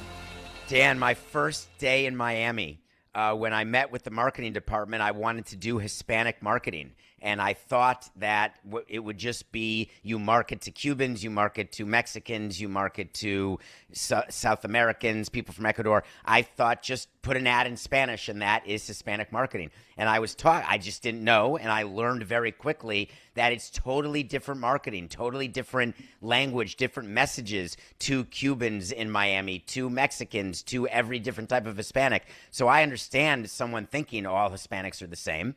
But I learned that in fact is not the case, and it was literally the first marketing meeting I ever had in 2002 in Miami. When I tell you that Pablo Torre is doing good work, it's today. Now it is Samson and Dominique, and Dominique is going to be here next week spending some time with us. Chris Cody, can we include David Sampson on the conversation from a couple of days ago? Just present. I don't want to contaminate the jury pool. So you present to David the winning argument that you believe you have on you should behave this way at a grocery store. David, I feel like you'll agree with me that it's okay to do this. Okay, if I'm in a grocery store, I got a cart full of stuff. I got a bunch of creamed corn, cans of creamed corn, because like I'm making a nice corn souffle. And my wife texts me, hey, we don't need creamed corn. We actually have a bunch. And I'm like 7 aisles away from where I got the creamed corn. I'm just going to take those 2 cans of cream corn that I have and put them whatever aisle on I'm the at. Mother's Day cards. On the Mother's Day cards, anywhere. I'm putting it out. I'm putting it anywhere, David. You agree with me on this?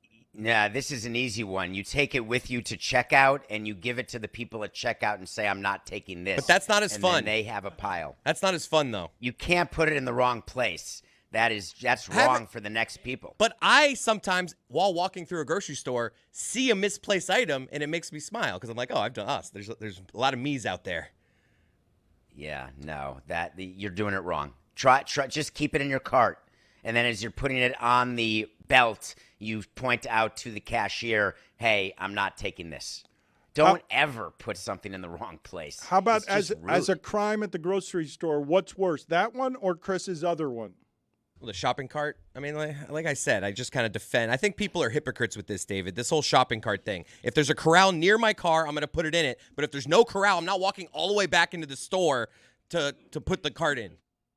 100%. You put it in between the back-to-back parking spots so that both cars can pull in. That's right. But so you put a parallel where the middle of the cart is the middle of the end parking line that represents the line between two cars. I got messages from listeners yesterday who said that I'm 1,000% right, where I like to take the cart, I put it on the opposite side of the parking lot. I don't care. And I got messages from people who have worked at supermarkets. They love that because it's more time that they get to just prance around in the parking lot and not work. I was right.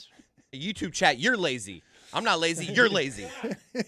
Okay, take your arguments with the YouTube chat into another room. I don't want them getting in the way of our show. And find me Amin, please, as we close this out with David Sampson, because the parade has started. Amin's there. We'd have dodgy internet, and I'm going to have to go to Jess before I go to Amin because she's going to be in position and ready. Do we know if Jess is going to be able to get in there, given that the police have told us that 2 hours early they shut that down? David, you don't strike me much as a parade guy. Would you have any interest in anything that's happening out there? No, I will only be in parades, not watching parades. Wow. Jerk. That is. So you've retired from that game? Yes. I am done. I'm done. I was in one parade, and it was awesome. And I would not go to this parade if you paid me money. So I'm glad you didn't ask me to cover this, Dan, because I would have had to have said yes to you.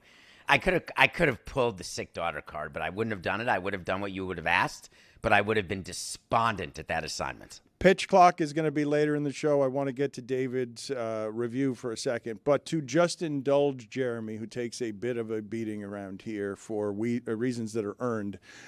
He really does. Can you tell me if Otto Lopez is an all-star for Jeremy? He wants to know if he can get Otto Lopez into the Major League All-Star game. Jeremy, it's a guarantee. Who else do you think would represent the Marlins? Well, he's saying they should have They'll four. have multiple all-stars. It's not going to be – it'll be Max Meyer will be the pitcher, and I would say there is a 90% chance that Otto Lopez will be a second. If they can keep hovering around 500, they'll have two all-stars. It won't be Hicks. It won't be Edwards. You don't think Edwards should make it? Is he deserving? I think he could, but I just don't see him sliding into either. I don't think the managers choose him. I don't think, obviously, the fan vote, and I don't think the players will either. Too much depth there. But Lopez and Meyer, I believe, will be all-stars. You don't have to worry. But don't do a Brunson. Don't do that on this show because don't make fun of it. Otto Lopez is a deserving all-star, and he will get there on his own accord. He doesn't need the push of the sarcasm. Not Brunson. Oh, I just think our show should use the audience that we have to get a deserving all-star in Otto Lopez. That's not how we roll, to Jeremy. be the starting all-star. That's not the show, number one. Number two, he'll never be voted in. He will never be voted in. I'll use pitch clock to do that. Pitch clock is later in the show. Bring on Amin here. We've only got 2 minutes left, so I'm now going to combine David's movie segment with Amin's bad internet. This is also Wemby, the sound that Wemby makes when he joins us without his mask on. I don't know what's happening here. I cannot see Amin. Amin, give us a live report from the parade that may just be a phone because your video stinks. Yeah, no video. It doesn't stink. It just doesn't exist because the signals are jammed. There are way too many people in Lower Manhattan, so we can't get a single signal here. The parade has started late because apparently the Knicks could not get to the start of the parade because there were so many people in the streets blocking traffic. They couldn't start the parade on time because they couldn't even get to the float. It's pandemonium out here. I've never seen this many people in one place at one time. The number of people who aren't in the parade zone, right? There's a security zone with NYPD counterterrorism kind of running the security check. Then there's like 100 yards, and then there's a barricade, then there's another barricade, and that's where the rest of humanity is. And it's just a sea of people everywhere. David, please walk me through. We are a video company in the modern age that spent a lot of time just yelling at ESPN for its World Cup stills, and now we've got Sean McGill with a dangerous backpack in the middle of New York. They've gotten into the parade, but we can't get any video from the parade. We've just got a still of Amin in a Knicks jersey. Your thoughts? I think it would have been nicer to have not gone to him at all, but I love you, Amin. But that was just not acceptable, Dan, by any stretch. Okay, no time for David's review. Sorry. No time for your movie review. We had to go out to a phone line in the modern age in 2026. Amin will next be sending his future reports with a stamp that costs 78 cents. Thank you to Sean McGill and Amin for joining us from the lowest rung of the show business ladder.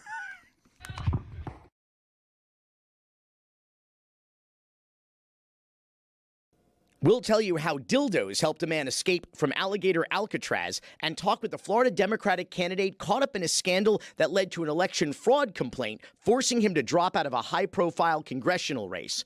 All new because Miami. Every single Thursday on the Dan Le Batard Show, you can watch a new episode of The Pitch Clock. So go to the Le Batard Show YouTube, check out the playlist tab, and go watch every single episode we've ever made, and you can play trivia with us. This week, we have a brand new game between Chris Cody and myself. Ethan, as always, in charge of it, and I'm trying to get hot in this one. But speaking of getting hot, the Miami Marlins are one of the best teams in the month of June, and so I brought in one of my very best friends, fellow Marlins broadcaster Kelly Sacco. She is as good as it gets in baseball media, and she is here to explain why Olo, as Greg Cody would call him, Otto Lopez, deserves to be an all-star. Plus, what's made the Marlins tick, what's allowed them to turn things around, who some of the unsung heroes are. All that and more on this week's episode of The Pitch Clock, only on the Dan Le Batard Show.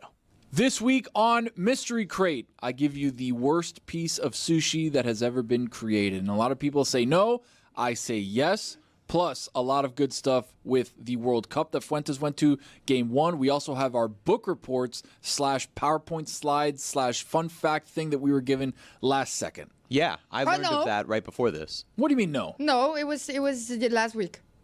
Okay, it was last second.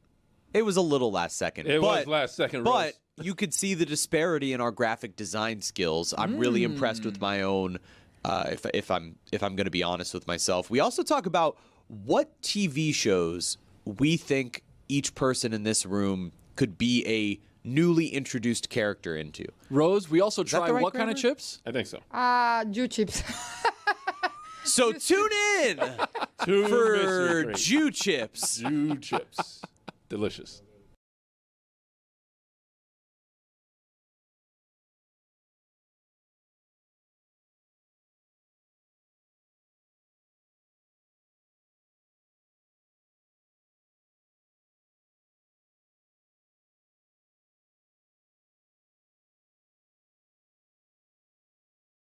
Nick, before we let you talk about the Steelers, you're in luck because we have the Love Doctor. The Love Doctor is here. He is ready. He is in his office right now. Dr. Greg Cody getting everybody ready for Mother's Day this weekend. And we have questions. The Love Doctor is going to have the answers. Who's up first? I know a lot of people are going to come to you and they're going to want to know, how do you keep it interesting? Me, I'm not interested in interesting. So how do you keep it predictable? How do you keep it ho-hum? How do you just let it just be? Was that Jason Tatum asking that question? Young lady, you are my kind of gal. That's my lane. That's my lane of romance. I invented predictable. Nobody has perfected the art of dull routine like yours truly. As a matter of fact, little inside information here, my wife and I schedule our naughty time months in advance, like doctor's appointments. Quite often, she'll have to cancel because she said something came up. Unfortunately, sometimes I'll have to cancel because something didn't come up.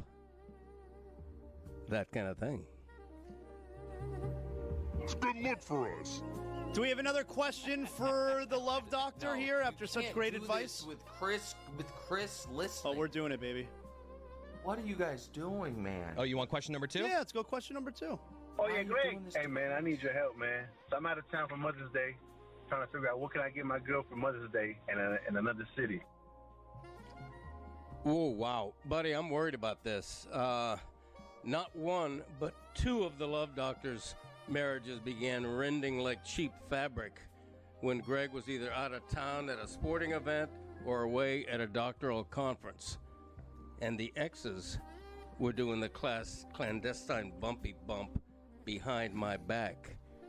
Jack, I suggest you get your girl what you'd never expect, a private eye to keep an eye on her randy ass.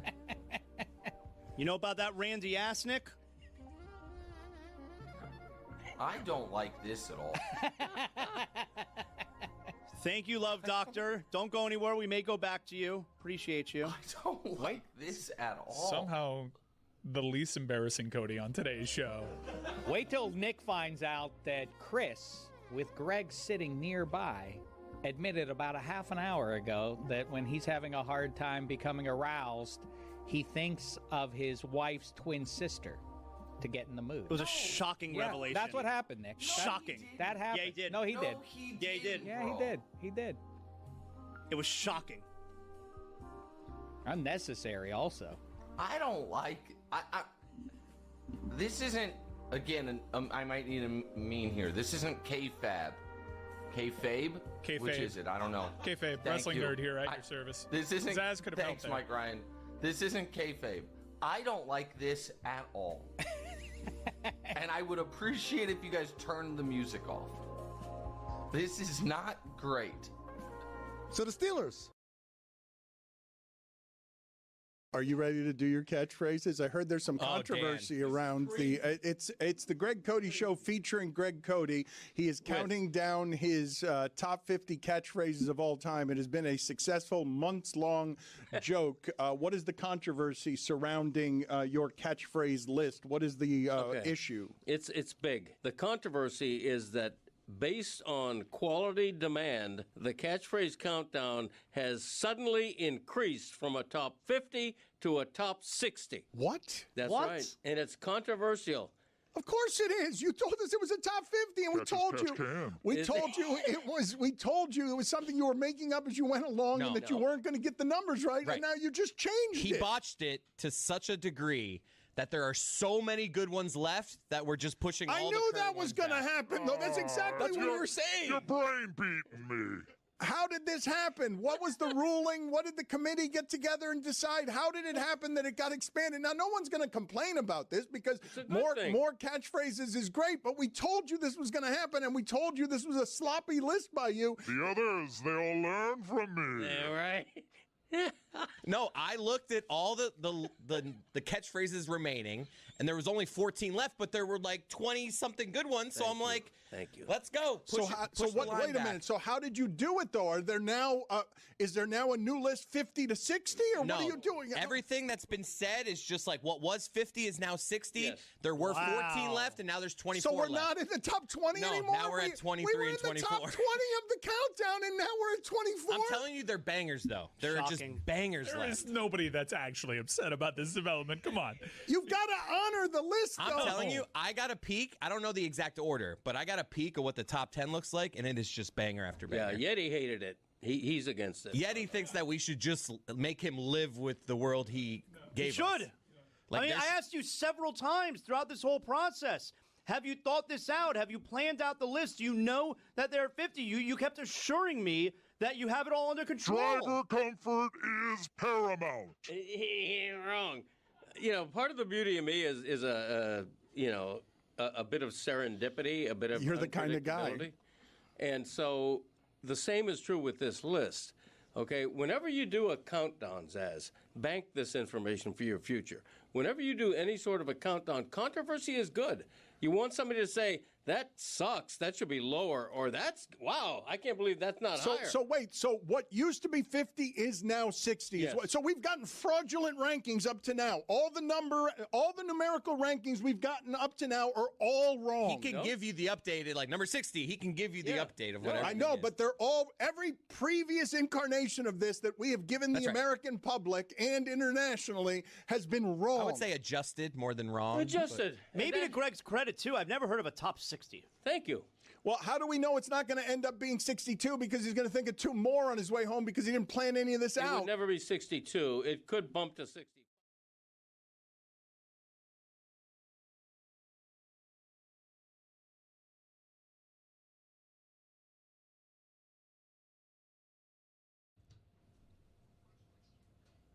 This segment is presented by DraftKings. DraftKings, the crown is yours. And boy, am I happy the new DraftKings sports app is available in all 50 states because I ventured over to the app and I made a pick, a USA World Cup pick.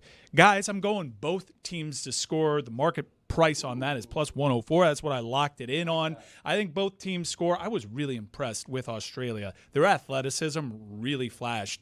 Turkey's not supposed to look that flat-footed. And Australia, they came in as this counterattacking team that had some athletes and are efficient with their opportunities. They outclassed Turkey, which on the surface has way more talent.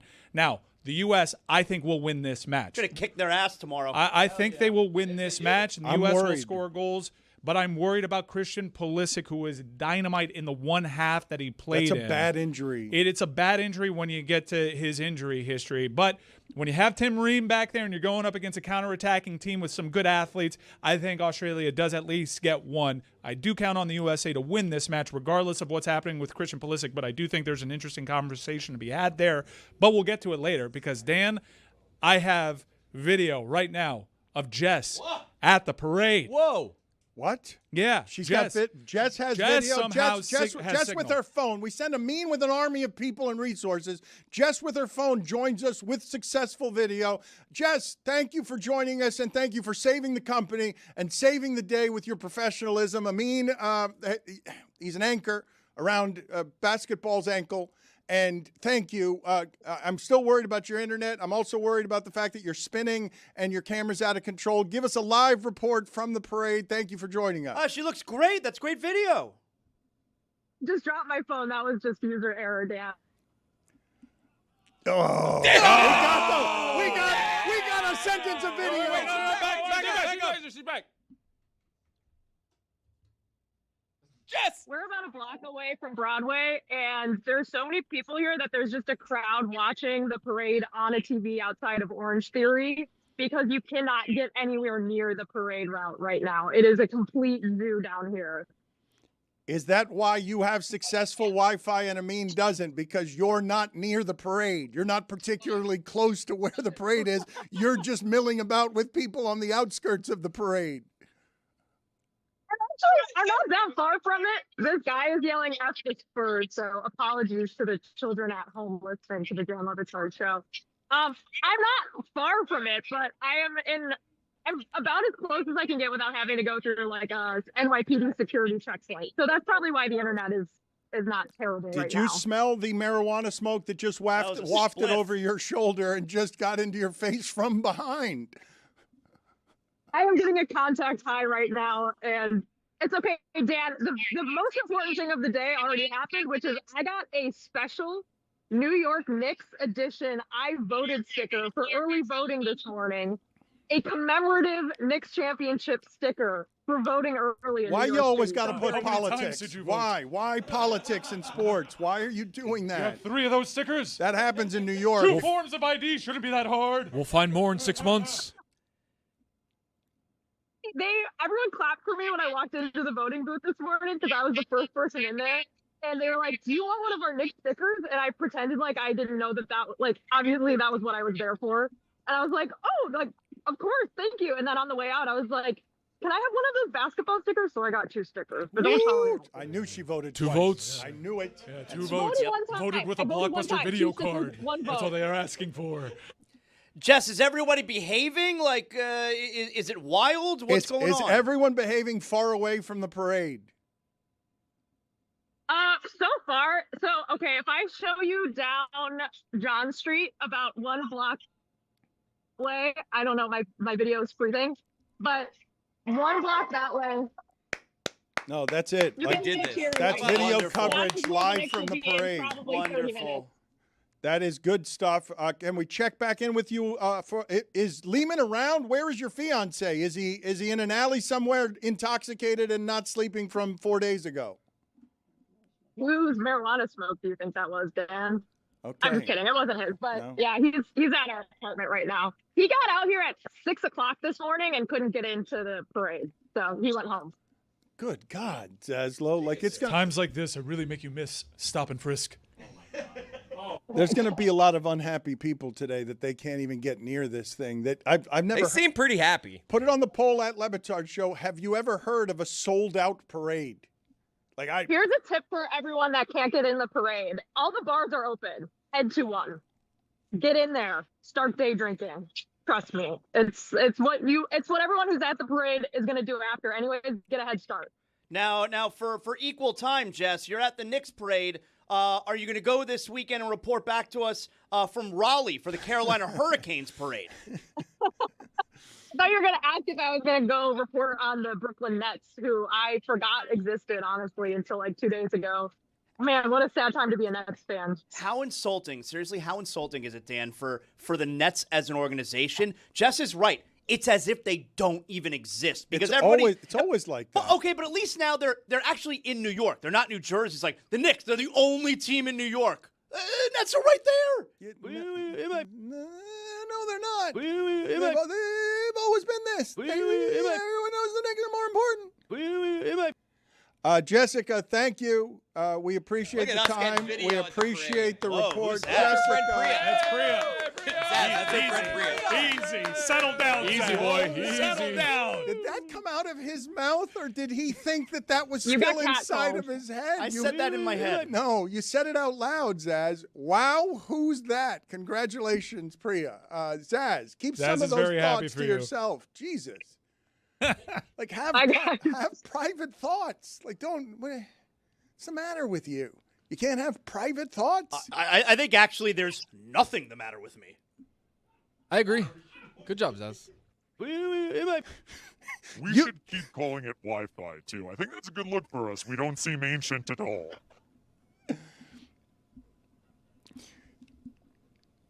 Zaslow, you think that the way that you're expressing yourself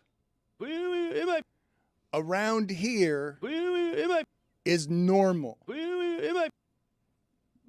I think I'm very relatable. I think in that moment you were very relatable to a lot in our audience. Who's that? I mean, I can't believe he forgot he was on the air. He's never met Priya. Viral thing where you say one phrase in different ways. That was the creepy way. Yeah, that was like the Musburger Jen Serger way.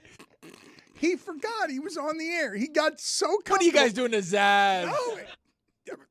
J-Jack's absolute joy. Look, Tone, what we're doing to Zaz is, yes, male lust is a thing that we are all familiar with here. Nobody is confused about that. However, some people disguise it in professional broadcast settings. An open book. Slightly better than that. Could have just been asking. It was the inflection in his voice. Yeah. But the transcripts, he was, who is that? Who's that standing next to you? Being who is that? a journalist there by asking a question to satiate his curiosity. Don't say that. Well, I have a question for you guys. Don't you satiate there. How familiar are you with Christian Pulisic's injury of soft tissue injuries? Because this calf thing, guys, is a problem. He's training by himself. He's wearing a calf sleeve. And look, you know what happens when the calf starts getting injured, right? Everyone's going to fear Achilles. But here's something that I'm actually worried about. I'm not even so much worried about the calf. I'm worried about the rest of his lower body and the overcompensating he's going to do for a calf. That this is a player, guys, historically, I've seen this movie a million times. Once he gets a slight knock, the quad starts going, maybe the hammy. It's not even the thing that is the central focus of all the news reports right now. And the way that he played in that first half, I told you, for us to get to where we hope to go in this tournament, Christian Pulisic has shown he is capable of being the best player, and he's going to need to be. And he absolutely was against Paraguay. A pull assist. He was breaking down the defense with ease. He is explosive. And for this injury to pop up at this time, I'm scared. Zaslow, this is what I'm scared of, okay? And some of it's not fair. It's going to be emotional, and what I'm about to say now isn't actually reasonable.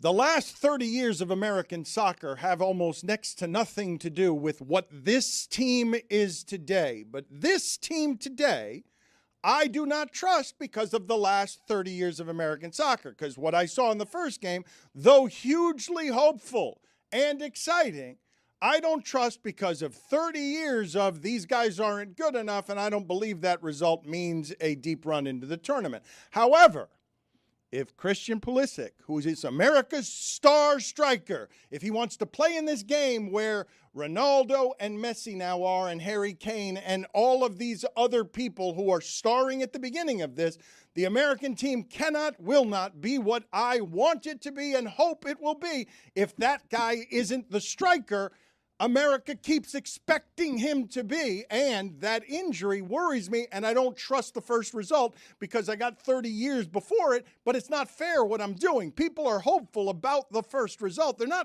not processing the last 30 years. They were also attacking when he left the game. Well, he's an attacking winger. Balogun's our striker right now, and he bagged a brace, and he netted that second goal with flair that he didn't have to. And what a goal by Reyna. Yeah, that was incredible, too. It's like Reyna's like, can I score here? Should I? You're going to let me do this? But where Pulisic does his best work is on that wing. And Pochettino did a very good job in saying, Christian, I know what should do best. We're going to let you operate in space. Now, that is a lot more stress on what is a very fragile body.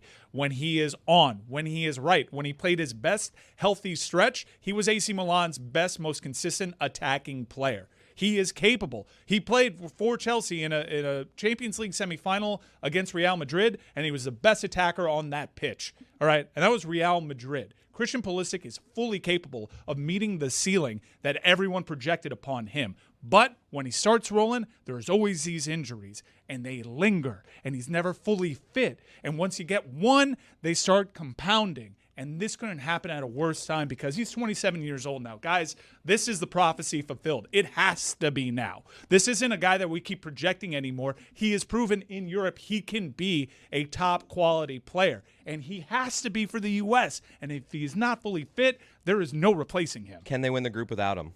Yes, because of that first performance and who's in their group. They got a favorable group. And look, they have some replacement options, but then you look at the decision to not bring some attacking punch in the form of Diego Luna, and you second-guess that a little bit. Tim Weah, I think, can be capable. Serginho Dest has been really threatening. They have attacking wings that have shown you so far in this tournament. They can break down a defensive-minded team like Paraguay, but there is no Christian Pulisic, guys. There is no replacing him. There is no one on that level when he is fully fit. It looks like Fat Joe is performing right now from the top of one of the buses. Look, I just want to tell you, I enjoyed talking to Jessica from that parade. She got great friends. What Mike is saying about this American team, I feel pretty alone right now in having skepticism where everyone has patriotism. And Mike is saying, as you guys say, oh, they're going to kick the shit out of X, Y, and Z. I'm like, I'm preparing for disappointment here, okay? Because soccer in this country, never mind the World Cup, I am preparing for the possibility, like, man, you guys are awfully confident about this, and all I heard was years and years and years of doubt about all of this, and now a 4-1 result, while exciting, I'm like, should I trust that? Because they looked like one of the best teams in the tournament in their first game. You win by 3 goals. That's generally how that's going to look. But I didn't recognize this team based on how it's been covered for the years before this. Is there not a scenario where, and not to get ahead of ourselves, but is there not a scenario where because 32 teams advance the knockout round and it's another 6 days after tomorrow until their final match game, group game, that they don't play Pulisic tomorrow? I think that's a possibility. They already got 3 points. And I think you absolutely have to consider the player's injury history. And right now, they have a very favorable draw. It's actually really fun to see what the round of 32 would look like, banger after banger after banger. And the team with the easiest draw presently would be the United States playing Qatar. And you keep doing that, and you need to stop doing that. They'd be playing Qatar, I know, which would be a real sweetheart draw. But Dan and Zaz, like that was, I think, pretty irrefutably the single best U.S. men's national team performance in a game of that stature ever. Everyone's saying that. Ever. And this is a team that in the Confederations Cup beat Spain's golden generation, and Tim Howard stood on his head. That wasn't this. We felt like we survived that Oh, match. my That was God, no, this was winning. That was winning a game with a keeper. This was winning a game with attacking, but I don't kicked trust their them. ass. And I'm with you. I was super skeptical headed into the Senegal game. I was dying for a reason to hope, and this is The cliche about American soccer fans is that they're irrational about their team's stature in the world, and yet they did a 180 over the last few years, and it was kind of toxic around the team. But you see how they played against Senegal. You see how they responded to that early goal that they conceded to Germany. And you see the way that they played against a pretty sound Paraguay team that had some big victories over Argentina and over Brazil in qualifying, all right? Paraguay's not a bad team. They kicked their ass. They looked incredible. They were taking on multiple defenders. I don't think we've seen a dribbling performance. This is not what America does, Jack. We don't dribble with the ball at our feet well. And that was the best, not just in American history, that's been the best World Cup performance in terms of taking defenders on in 10 years. The attacking is something to get excited about, because when you have advantages that allow us to feel dominant at soccer, the things that Mike Ryan is saying, I remember the Howard game. He was pelted. You're talking about a keeper getting pelted, and you're just feeling that you're so grateful that Landon Donovan can eke out a goal so you win a game while your goalie is getting pelted. This is you looking like the great powers in a single game where you're controlling the ball and always on the attack. But when we talk in this sport about star power, and in the first day or the first week of games here that were so exciting, and all of the stars, except for one, Ronaldo, all of the stars are doing amazing things. Why are you, Mike, morally abhorrent, why are you telling me that Ronaldo over here with Portugal, that team can lose its star and be better? And when I tell you this injury really worries me, because I don't think that they can look like that without that player, that they need their star to be the star, because you guys have been telling me since you were doing boring interviews with this guy multiple times, because you were doing a podcast with him and trying to make him interesting. This guy's the future of American soccer. I'm not going to just shrug at that injury. You shouldn't. And form in this sport is everything. It's true. It's predictive. And right now, the form of the United States men's national team is about as impressive a match day one as you've seen in that tournament. They look like they can legit be a threat not without as a host nation, and not without him. I'm with you. I think we can beat Australia without Christian Pulisic. Given how close I've followed his career, given what I saw at Chelsea and how I saw this year get undone by stuff that happened off the field and fitness, I would be very cautious here. Because a diminished Christian Pulisic, it's a totally different player. So let me ask the question this way of you guys, so that you understand what I'm saying when I'm saying this is not a player that you can lose if you actually want to do anything in this tournament. If I told you before this tournament started, which would you have taken, Mike? I'm going to give you a 4-1 victory in the first game, but I'm going to take Pulisic out for the tournament. I'm going to give you the hope of maybe these guys can do it without him, and America will get excited, and it'll be the perfect start that you want to the tournament. However, Pulisic's not going to be available to you as a 100% person that you need to be a star in this tournament. Would you have taken that as a good result the first game? No, because our identity is not a team that's going to be defensively stout and counterattack you and try to get a chance and win a game late and have a keeper that you can depend on. We don't have a keeper really that we can depend on for the first generation maybe ever. You know, I'm surprised at who our goalkeeper number one is. It's a debate. That's never been a debate here. We have decided that we are going to be an attacking, footballing nation. And key to that is a guy that is capable on his best day of being better than everyone on the pitch at his job. And if we have taken on that identity, you need him 100%. I would sit him against Australia. I would risk a draw. Hell, I'd risk a defeat.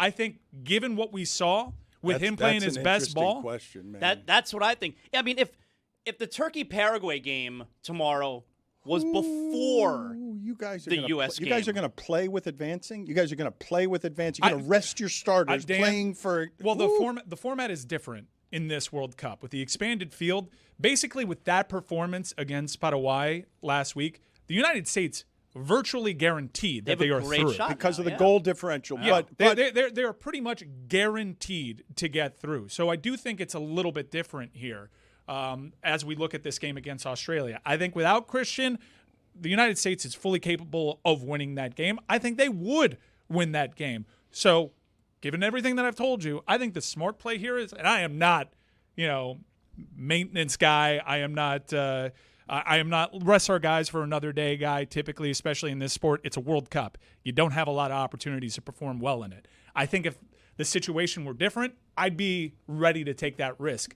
But 4-1, with your path virtually guaranteed to the knockout stage already, right now we're playing with house money. We're talking about playing the weakest draw possible, and that's a great position to be in. I think we're fully capable of being able to win this game. Zaz, I think we will get into other things here, okay? But what we're talking about at the start of the World Cup for the United States is the best possible result on the scoreboard, the worst possible thing outside of him being injured in a way that for sure is out, has happened to the team already in one game. To be clear, it's the worst possible thing. And now I find myself in the weird position where people are hopeful and patriotic of asking you guys, should I be worried that no one's worried? Because when you start talking to me about sitting this guy to rest him because you're good with whatever happens here, because you're probably going to advance, and then if they do not advance and somehow they cough up the entire thing because they're like being careful when the stakes on all this are every 4 years you get to go out there and let's see if you can get a goal. 4 years you're waiting for a goal and we're going to start resting people and stuff. Not that criticism is the most important thing that a real leader should care about, but if they don't make it and they do what you guys are suggesting, they will look like fools before the world. You did acknowledge that no one seems too worried, and that's the part that I would want to lean on, because the way that you're talking about it, as if there is a real problem with Pulisic right now, and no one seems to be hinting at that. Like, everyone seems to think he's going to be okay. Because I'm telling you, what they're doing is they're taking this knock at face value, which is, well, it's just a little knock on his calf. He should be fine. And what I'm helpfully applying here is the context of this man's history, his whole body, which is where that lower body starts overcompensating the second one part of his body is diminished, and he puts a strain on muscles that tend to give out on the young man. So I think that performance against Paraguay afforded you the opportunity. And it's not just that performance that we had.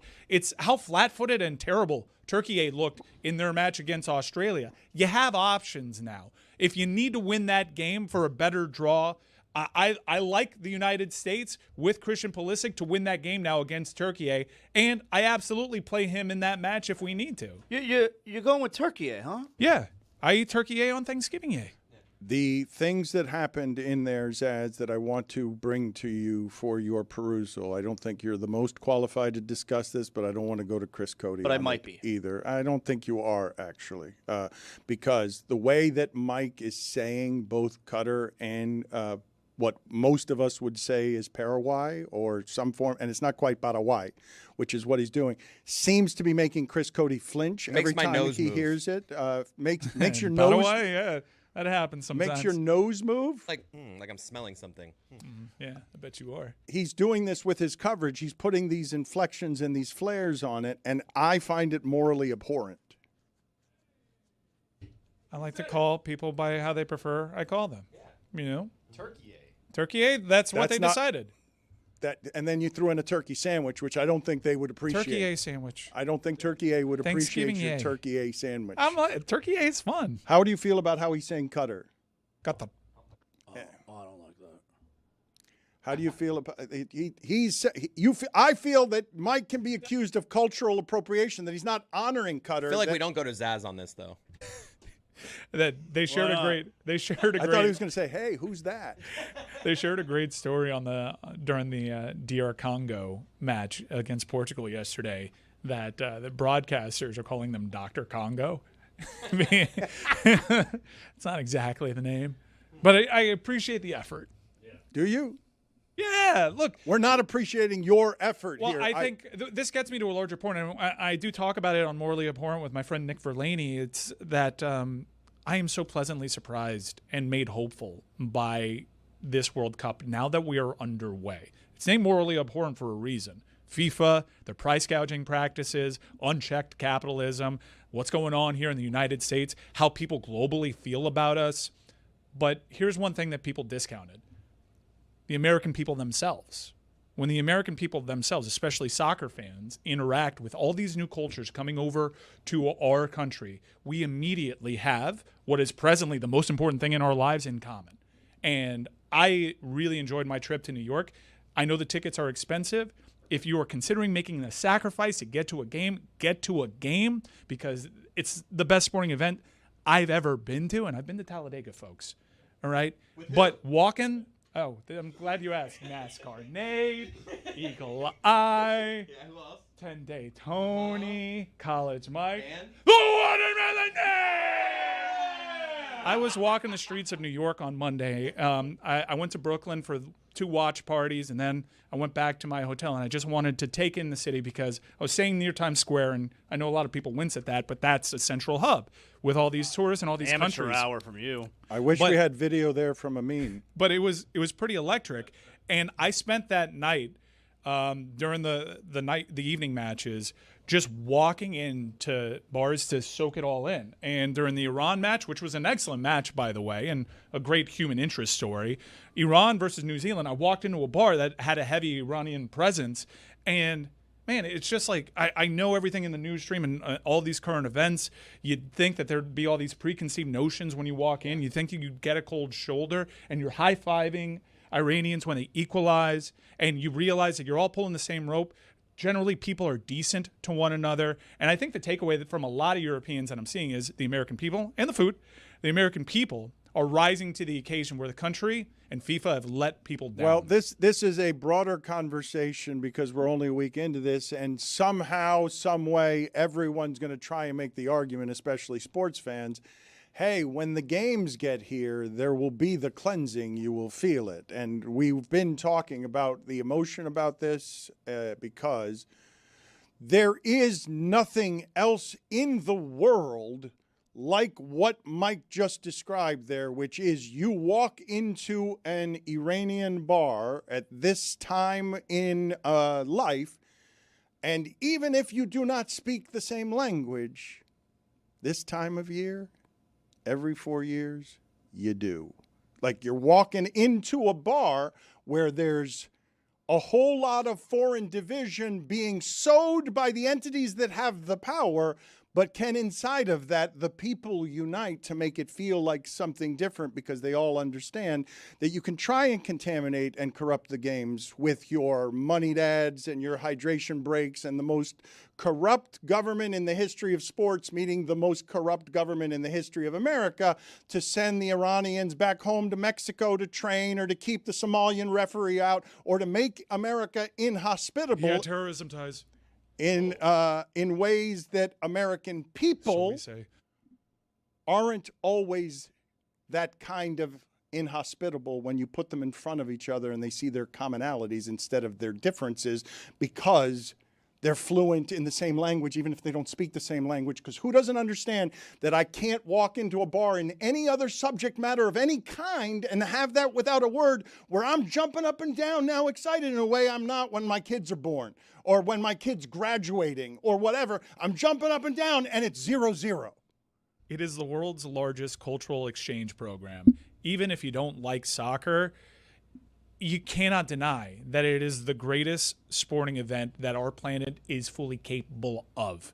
It represents the best of us when you get down to the level of the fan. It is a beautiful thing. Every 4 years, I look forward to the Men's World Cup because it is a pop culture mile marker. I love the soundtracks. I love learning about new cultures. I love trying new food. Soak it all in because being a host nation is especially a unique and special experience that'll give you something to remember for generations to come. Zaz, America by the world is often hated for a number of different reasons, but also often marveled at because of the simple amount of excess and gluttony we have everywhere.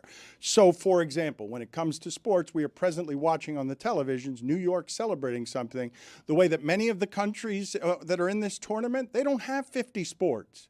They've got this one. Mm-hmm. Like Colombia doesn't export a bunch of different sports to people. The Colombian people care about this one thing. It's not It's not a bunch of sports. We've got them all over the place. Like, we've got 50 things like this that America can care about on any given day, more excess than anywhere else. And we're playing against these countries that feel about their teams the way everyone in New York, their one team, the way everyone in New York feels about that team, which is one of 50 teams they have in that city. It was an incredible energy to be in New York City with everyone still post-coital from the NBA championship and watch all these other countries converge that are in their own version of the NBA Finals right now. It was a special energy. I don't think the final should be there just because the stadium has its limitations, but in terms of the infrastructure and everything it's got going on to be able to host the world, New York, I understand why they settled on it. Other nations do have hockey, but I want you guys to consider what I'm saying in terms of what the investment is on identity. I told you the story that when Venezuela won the World Baseball Classic, I was a little bit floored by the sheer number of Venezuelans that were coming up to me with an enthusiasm that made me realize, oh, like, of course, they don't have another thing that they care about like this baseball team. It's not there are 7 sports like this that we care about. This is the one that's passed down every family, every team. Why are you grabbing the gearhead? You want to get me off of this loving monologue for the world? Speaking of cultural exchange programs, I can't do this with if you. you're in town for the World Cup, hey, the Scots, I see you. Not Talladega. Why don't you head over to San Diego because we get left turns and some rights at a naval base in San Diego. That's right. For the first time ever, NASCAR is having a street course at a naval base, and it's in the beautiful city of San Diego. And guys, Denny Hamlin comes in riding red hot. I mean, he is racing his best of his career right now at this tender old age. It has to be his year. However, a little bit of an oddity if you check the DK Sports app. You have a driver that is favored, and not just favored because he's got the smallest plus juice. No. He is minus money right now. Shane Van Gisbergen, the single greatest road course driver perhaps ever. All right?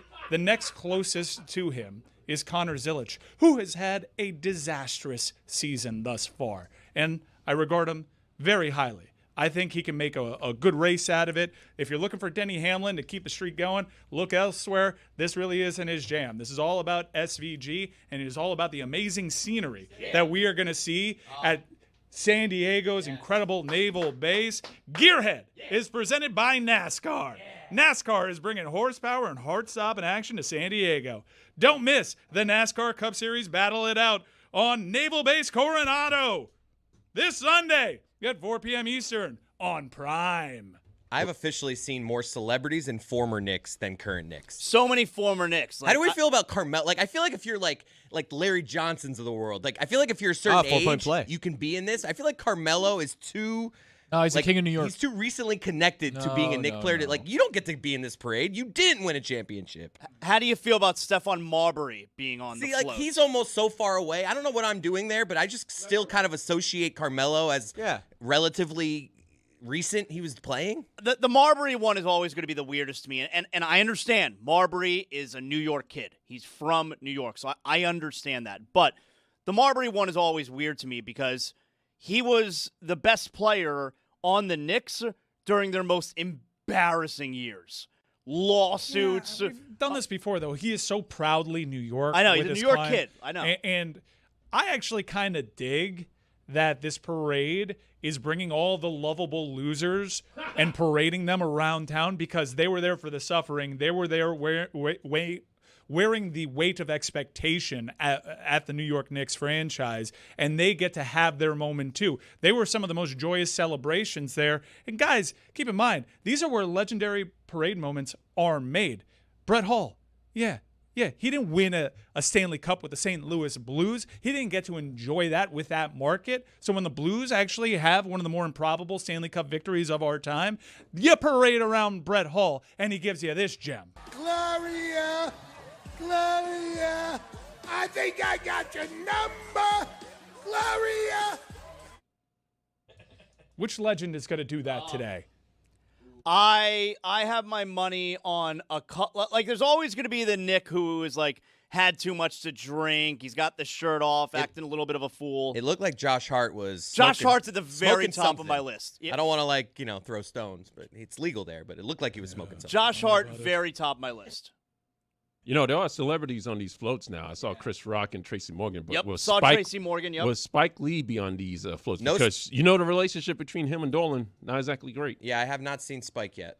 I saw Ben Stiller walking around there. I saw Fat Joe walking around there. I saw Tracy Morgan and Mariska Hargitay. Oh, is my girl Mariska on the one? She's on Who's that? She's on the Jalen Brunson float. Of course. To Whoa, record who's that? Well, you know who that is. You ever been to a parade? Champion Yeah. parade? Yeah. All right, you want to tell us that you? Okay, go ahead. We were on the float. Oh, you know what? I've been at one. I was in one. That's right. Now that you ask. Mike and I were too. Yeah. Okay. Yeah, I was in too. Did you have your own car? I didn't We have my were own on car, but one. I was on a double-decker bus with Joy Taylor. I had my own Lamborghini. Oh, wow. You were like awkwardly sitting in the back. I like, was. I sitting was on up. like the hood, Yeah. waving everybody. That's right. Me and my wife and my son. He was 3, I think, Look at at the time. that. Wow, that's right. awesome. I was it. Wait. Oh yes. Hello. Good to see you too. Yep. I was waving to everyone. Well, they're like, who's that? Nope. They were saying, Zaslow, we love you. We were trying to plan one for the Cyclones, but they all have day jobs and they couldn't call off. To Whoa, record who's that? We'll tell you how dildos helped a man escape from alligator Alcatraz and talk with the Florida Democratic candidate caught up in a scandal that led to an election fraud complaint, forcing him to drop out of a high-profile congressional race. All new because Miami. Every single Thursday on the Dan Le Batard Show, you can watch a new episode of The Pitch Clock. So go to the Le Batard Show YouTube, check out the playlist tab, and go watch every single episode we've ever made, and you can play trivia with us.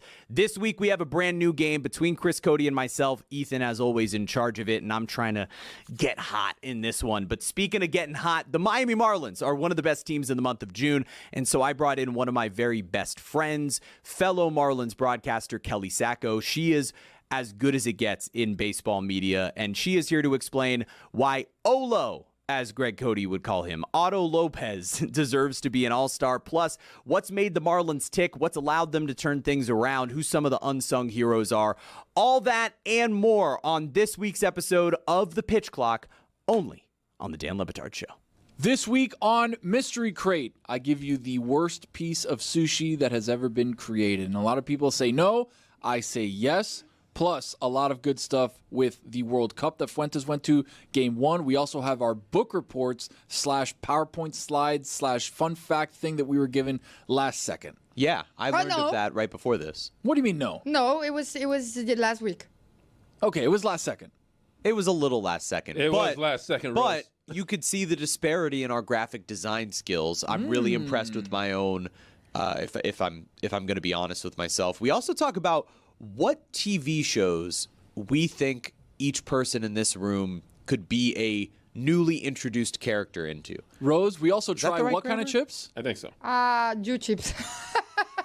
So tune in Two for mystery crates. Jew chips. Jew chips. Delicious.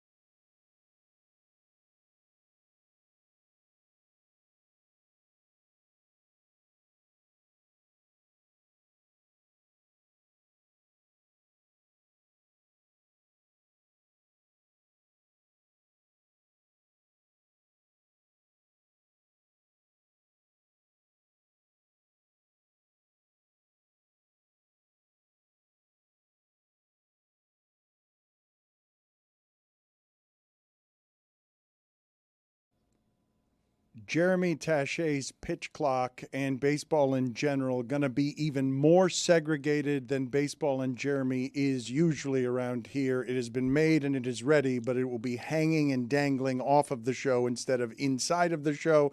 You can find it wherever it is that you find these things, but it won't be inside of our show over the course of hours 1, hours 2, hours 3. But it's good, and it's baseball, and it's segregated. I've never seen it. Juju is going to join us earlier than usual because we have to get to the polls and we also have to do something else with the post game. So Juju will be here shortly in order to update the polls. But I really did want to put in front of you guys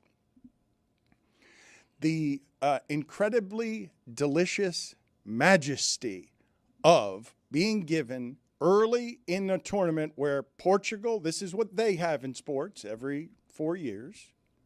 This is their big thing to the world. And their best player that gets exported to the world is, by Mike's suggestion and the suggestion of many others, Bench the Legend is happening right off the top because of how a favorite performed in the first game or underperformed in the first game. And here, when you think about players getting power over the course of whatever has happened to sports, internationally and nationally, okay? Here is Roberto Martinez, the head of Portugal, telling you that he is an administrative assistant for the greatest player in the world, because when he's asked, hey, have you considered benching him? He got in the way of the goal-scoring chance last time. His quote is, it makes no sense to get the best scorer in world football out in a game that you need goals. Your questions, media, make no sense. You're questioning this human being who is old, his coach, who works for him. Don't get it twisted. Like, I understand that all of you think, it's team sports. No. Roberto Martinez works for Ronaldo. You talk about insult, Zaz? He's sitting here defending the guy right now, game one, telling you it makes no sense for a favorite in this tournament, one of the best teams in the world, and the only thing Portugal has, makes no sense to bench guys. Stop. Don't bring your sports radio shit around here. Respect the legend. I don't care what you think. Ronaldo's my guy. If the coach says something so definitive like that, then that's it. Like he's never going to have him come off the bench. That was... He said that you're stupid if you're not going to play the greatest goal scorer in the world. So you can't then go back on something like that. Sure you can. You absolutely can. But also, I don't think this needs to come from the coach. I think this needs to come from Cristiano himself. But Roberto Martinez is on his way out at Portugal. This is the final World Cup, not just for Ronaldo at Portugal. It's the last World Cup for Roberto Martinez, who has been successful on the international stage and on the club stage. Like, he's going to go on. He's even been rumored for a very long time to be the next U.S. men's national team head coach. So he's got options. I'm a Pochettino guy. Why are you guys, though, skipping right past this part? Mike, I mean you no offense when I ask you this question. When you say Ronaldo himself has to do it, I'm going to ask you, what the bleep are you talking about? No player in his circumstance has the self-awareness to be like, yeah, I'm an all-time legend. Let me go here. I can't help. Like, what are you talking about? He's an all-time legend that can help. He can help. He can help, I think, later in games. Look, I don't want to overreact either. I thought DR Congo played inspired. Early on, Portugal was just outclassing a team that was all effort. And I think if you look back on that performance, Congo is going to be like, man, we left some goal-scoring opportunities on the table. Like, I look back and I'm like, man, they were wasteful. They could have won that match. But I don't want to overreact to one match, and I'm not.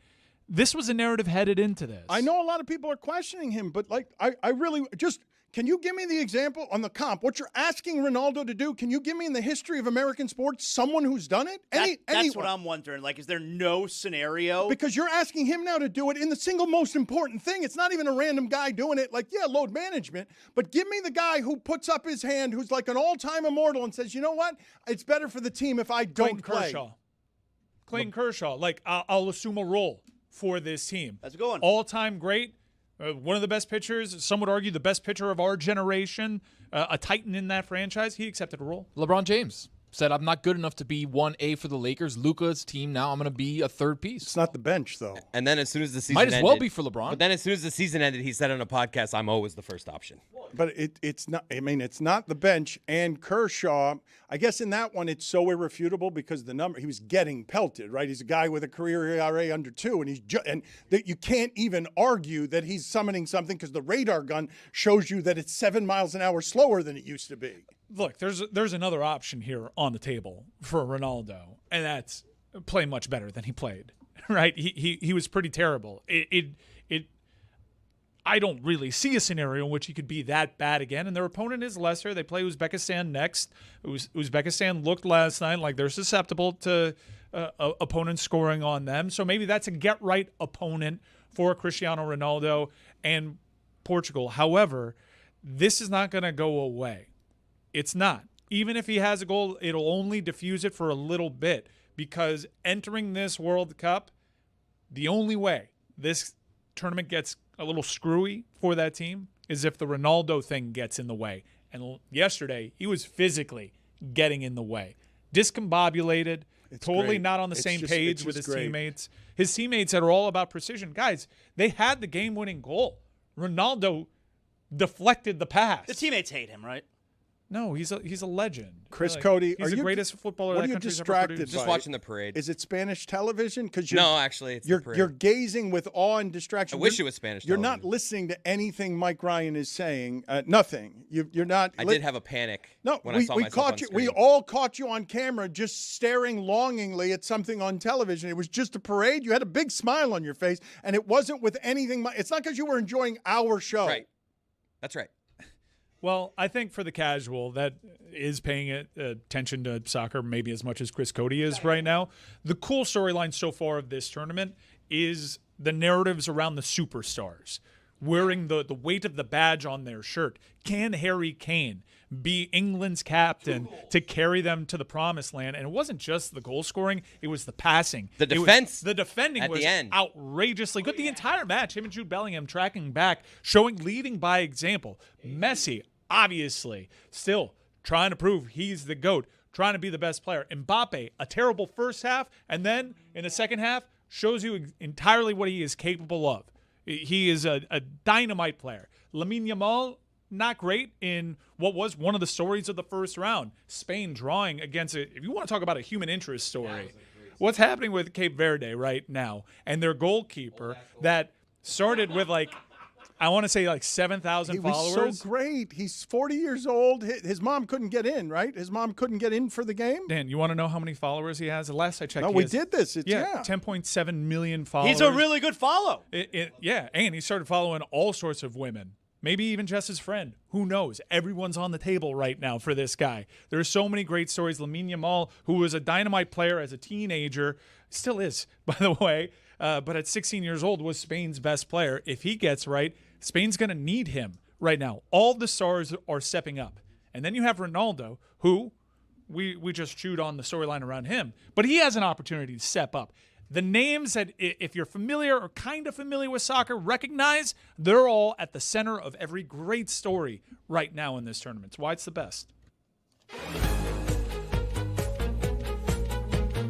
That's right. It's Thursday Thunder is presented by DraftKings. DraftKings, the crown is yours. Juju, go ahead. I like Thunder Thursdays as a name. Yeah, Thunder Thursdays go crazy. Last week we was one away again. The one away boy strikes again. But this week, the dream. We got the fever. East Coast versus West Coast beef. Caitlin versus Angel tonight. But everybody knows two things. One, my boy Zaslow is not a cook. Stop playing with my boy. And number two, I don't bet on the dream because my heart is too involved. So tomorrow night, my sister Satu Sabali will get over 11.5 pints tomorrow. Lock it in. Next leg, my sister Anissa Morrow, dab, over 8.5 rebounds. She been on a double-double streak. You better lock her in right now.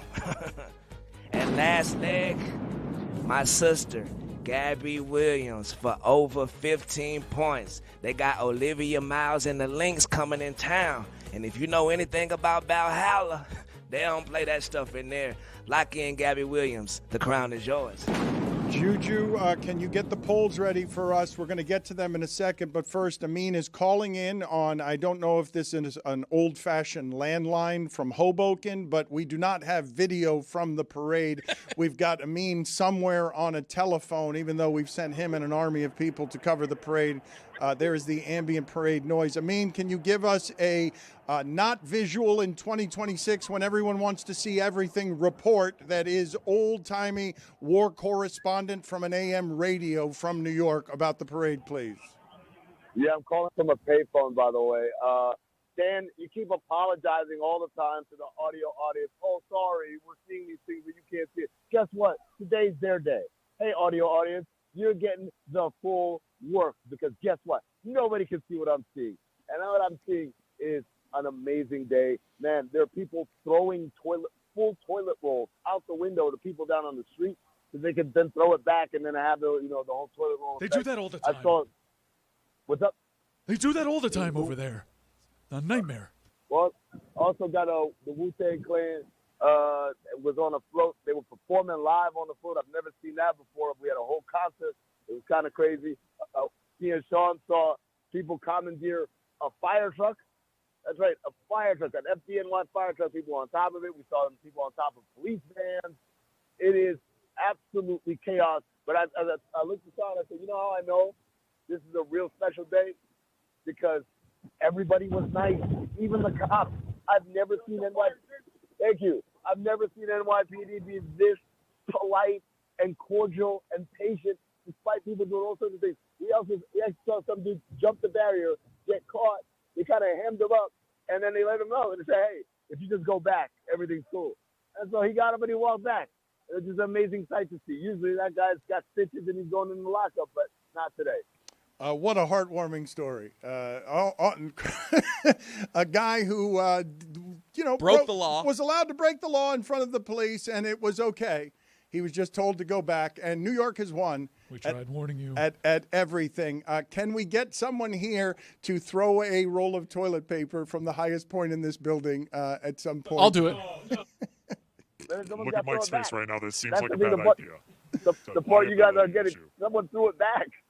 Like back up to the window, and the guy caught it too. I was like, what the hell? What a chooch from that guy. I mean, I know. What else have you seen? Are we going to you again here in the last 20 minutes? Because I was hoping for more reports from there, and I understand that we're limited because it's so crowded. What else do we need to know from the scene? Well, I gave you the report of the day, which is that the parade was stalled because literally they couldn't get to the start of the parade route because there were so many people in the streets. As we kind of discussed the technical difficulties, I don't think you guys really grasp how many human beings are in a very small air radius here in Lower Manhattan. We saw Black Hawk helicopters flying above. This is crazy. I've never seen New York like this. And again, I cannot stress enough. No one was angry. Thank you. No one was angry. No one was out of sorts. There were no fights. No arrests, nothing. Everyone was kind of cool and chill about it. And you know what? That's a report worth making. Also, I saw someone with a Raymond Felton jersey just walk by. Juju, was it Raymond Felton? We'll get to the polls here with Juju in a second. And I actually want some Giannis commentary from Amin at the parade. But just quick follow-up. The commandeering of a fire truck. Yeah. That's it. That's my question. What they did? What they took a fire? They took a fire truck. They took over a fire. They didn't drive it, but they took it over. They were on top of it and jumping up and down and going oh. And by the way, it was a block from the firehouse. So I don't even know that the fire department didn't know about it, but they let it happen. Are you embarrassed at all that Jessica had video from her phone and that Sean McGill is fumbling around in a bag that the authorities are going to think is dangerous? No. It all depends on where she's at. I'm on the phone, brother. Thank you. It all depends on where she's at. Where we were, we're in I hate the poor choice of words here. We're literally at ground zero. Not literally? literally at ground zero. Yes, I'm looking at it right now. Are you actually at a payphone? You're joking about a payphone, right? There's not a payphone there. Buddy, cell phones are not working out here. That's what I'm trying to tell you. So you guys are like, oh, hell, it's pixelated. There's nothing. There's no signals. Okay, they've commandeered the fire Finally. truck. All right, so it's an actual you found a payphone. That's a functioning, working payphone in America. Yeah, and you guys put me on hold for 10 minutes. I got to listen to you guys complain about Ronaldo. Who cares? Who cares? Okay. Good commentary from you. Thank you. Thank you for critiquing our show from over To there. be fair, it cost him $10 to listen to the Ronaldo thing. You could have listened for free. Tell us about Giannis. To be fair, I mean, should Otto Lopez be an all-star? Sedano Lopez? Who's Sedano Lopez? Jeremy, Jeremy sounds like shit, too. Jeremy, epically bad judgment by you there. Giannis Antetokounmpo from the parade. What are your thoughts, Amin? Well, I think Milwaukee's just trying to shake the branches of one more time, see what falls out. Everyone expects this thing to be wrapped up by around the draft because the offers don't get better after the draft. So we've got, T-minus 6 days, 5 days before they're going to either shit or get off the pot. But, again, I think everyone knows Miami has the best hand, and it's just an idea of, is someone going to step up and propose something a little bit meatier? I mean, Mike has spoken to people who are confident that the Celtics have offered up Jaylen Brown. My contention to that is, if they have offered Jaylen Brown, what are we still doing? Well, yeah, I mean, I think it all depends. Does Milwaukee want Jaylen Brown? And it might sound ridiculous, but we know that Giannis, who's a great player, when he played for the Bucks, they were a 500 team. They're, I think, 2 games under 500. So, Jaylen Brown ain't going to make that shit that much better.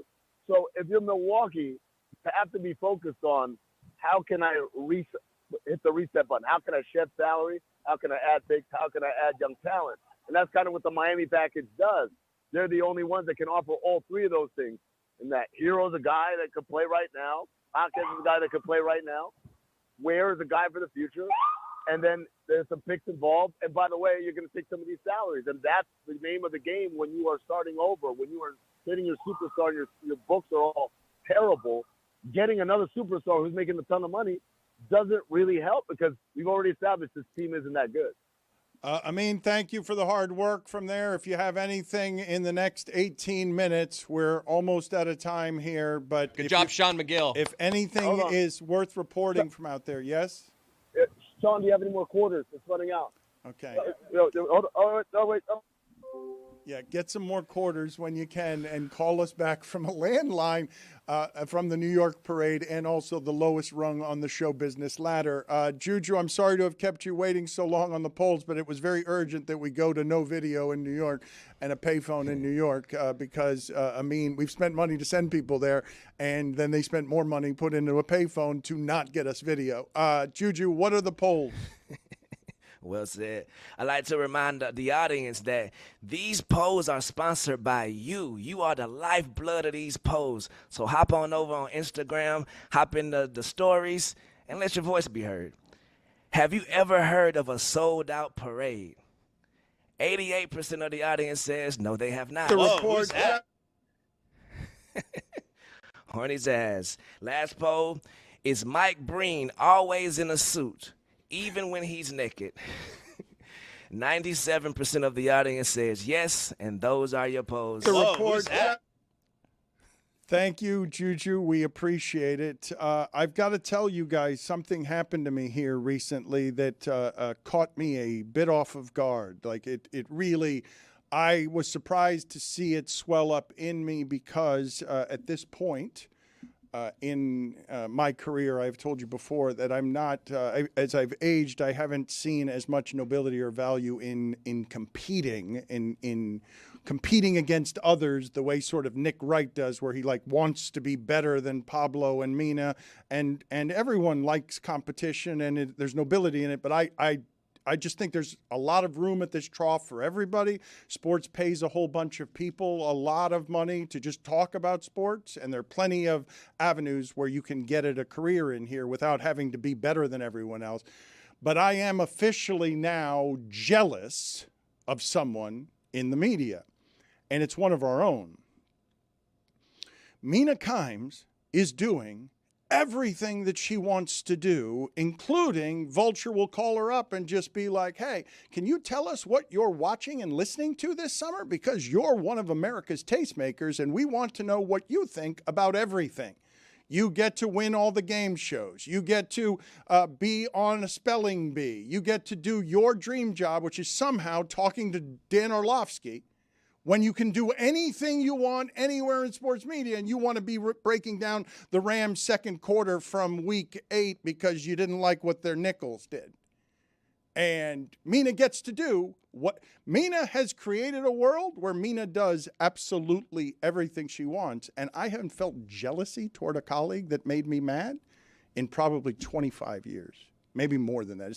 Maybe it's been more than a quarter of a century since I felt that, because she's got more than us, and nobody gets to have more than us. Boston Connor for me. Yeah, same. Those guys have fun. Yeah. Man. Let's give it up for them. To be liked by ESPN. We kind of botched that.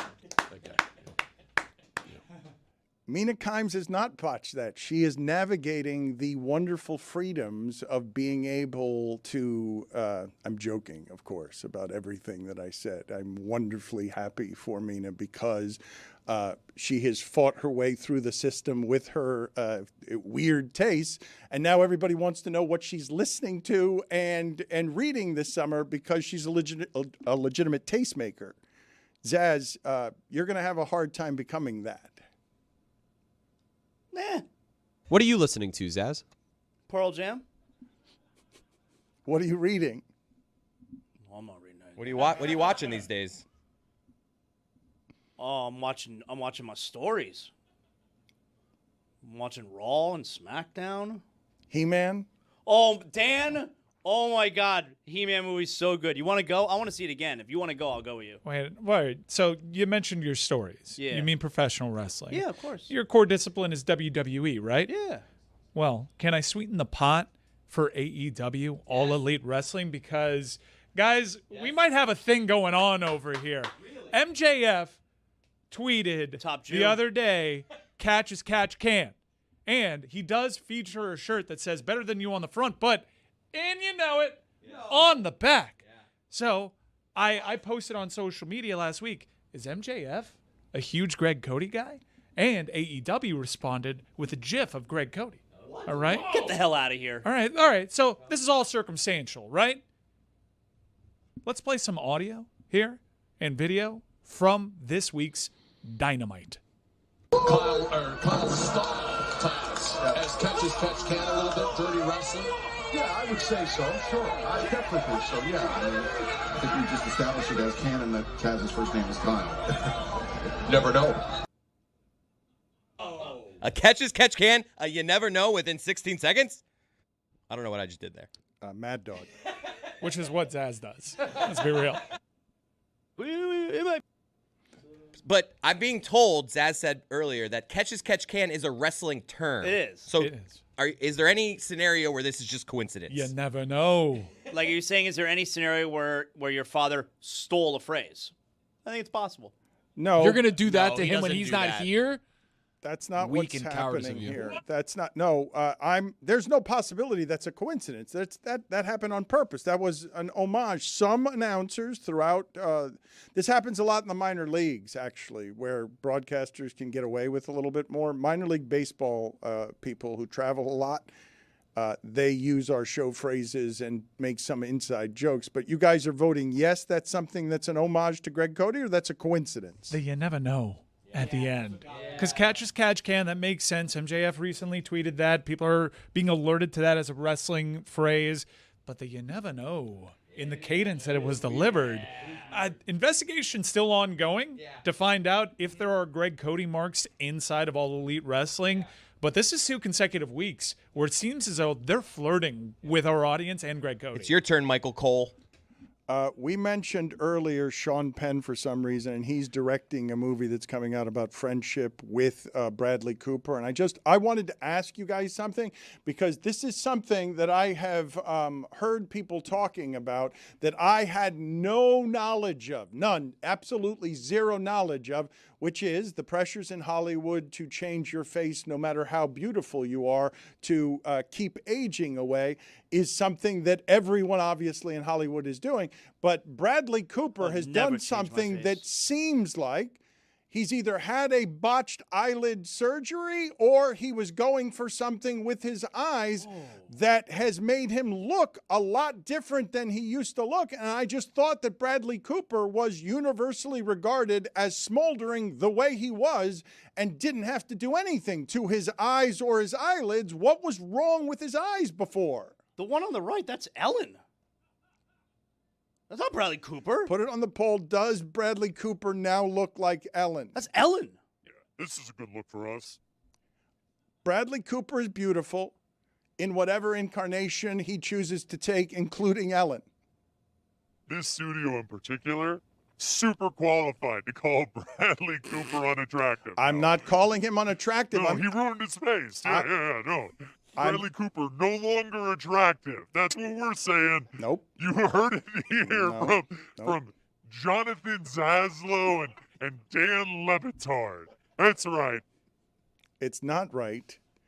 I am not saying that Bradley Cooper is now unattractive. He's ugly. He was perfect the way he was, and I don't understand why he would need. I was not aware. Were you guys aware that there is eyelid surgery? Cosmetic eyelid surgery. He took him off? Yeah. Like, what did he do? I don't know what he did. Why would he go into the doctor and say, give me the Ellen?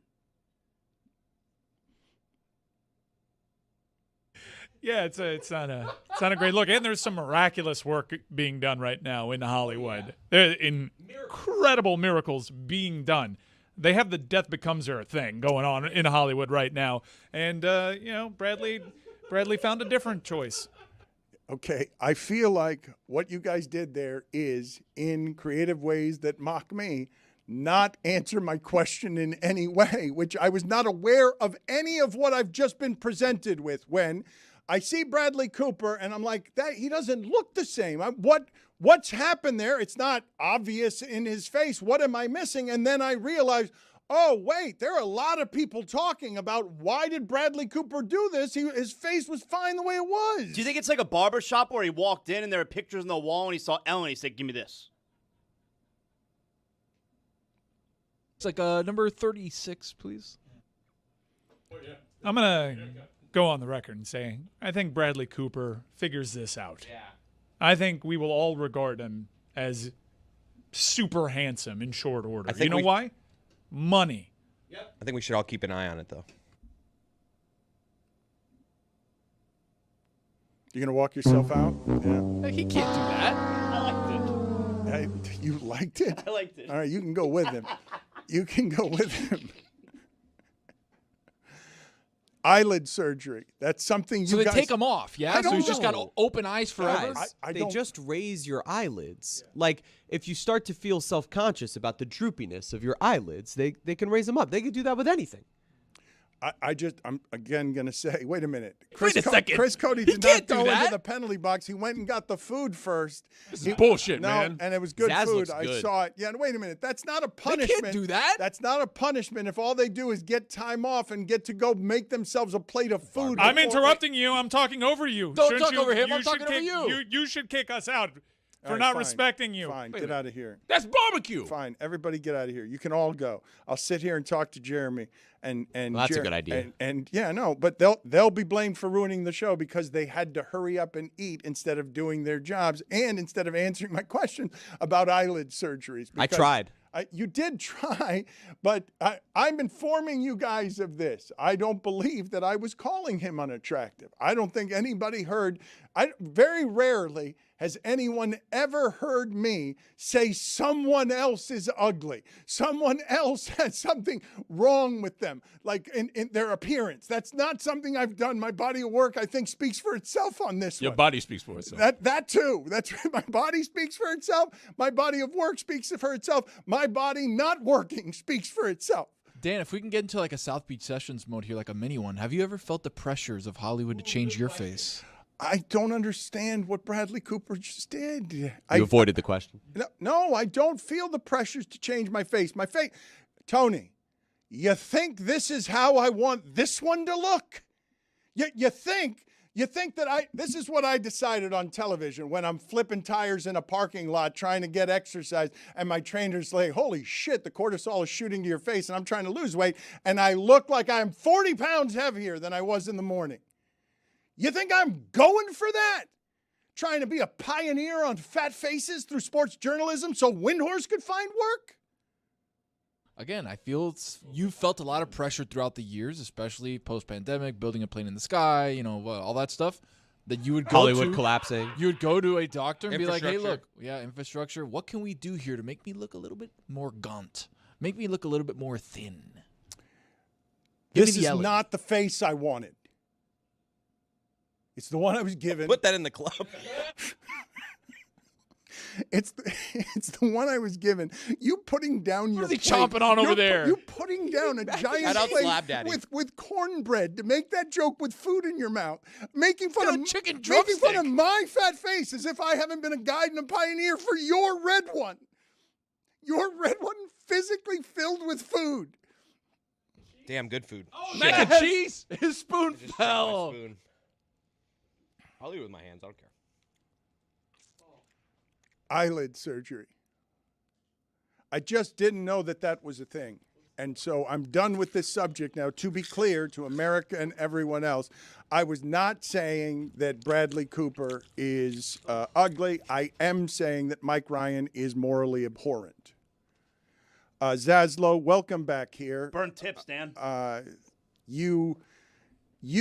don't understand what's happening with you and your bloodlines. Like, I don't believe that this is a story that's being covered enough around here or anywhere else. It seems like the Zaslow family. Wait, there's some inventive stuff happening back here. I'm sorry. Chris is using his fried cheese as a spoon to scoop up the mac and cheese. Yeah. It's really good. How does your judgment get worse than that Otto Lopez question to Amin at the parade? You don't think that's important? That the camera needs to see the fried cheese scooping the mac and cheese? Now that is worth a toast. Zaslow, the fact that generations of Zaslows are fundamentally incapable of making a girl so that what stands before us or sits before us today is such a primitive male that he says out loud without meaning to in front of Jessica to everybody an inner thought that should have stayed on the inside. The report. Whoa, who's that? The report. You're telling me you see somebody you don't know, you don't say, whoa, who's that? The report. Not like that and not with a whoa in front of it. Sometimes I do ask, hey, who's that? The report. But it's not when you can hear my nether regions talking. The report. The whoa betrays you on the front end. It's not an innocent question. The report.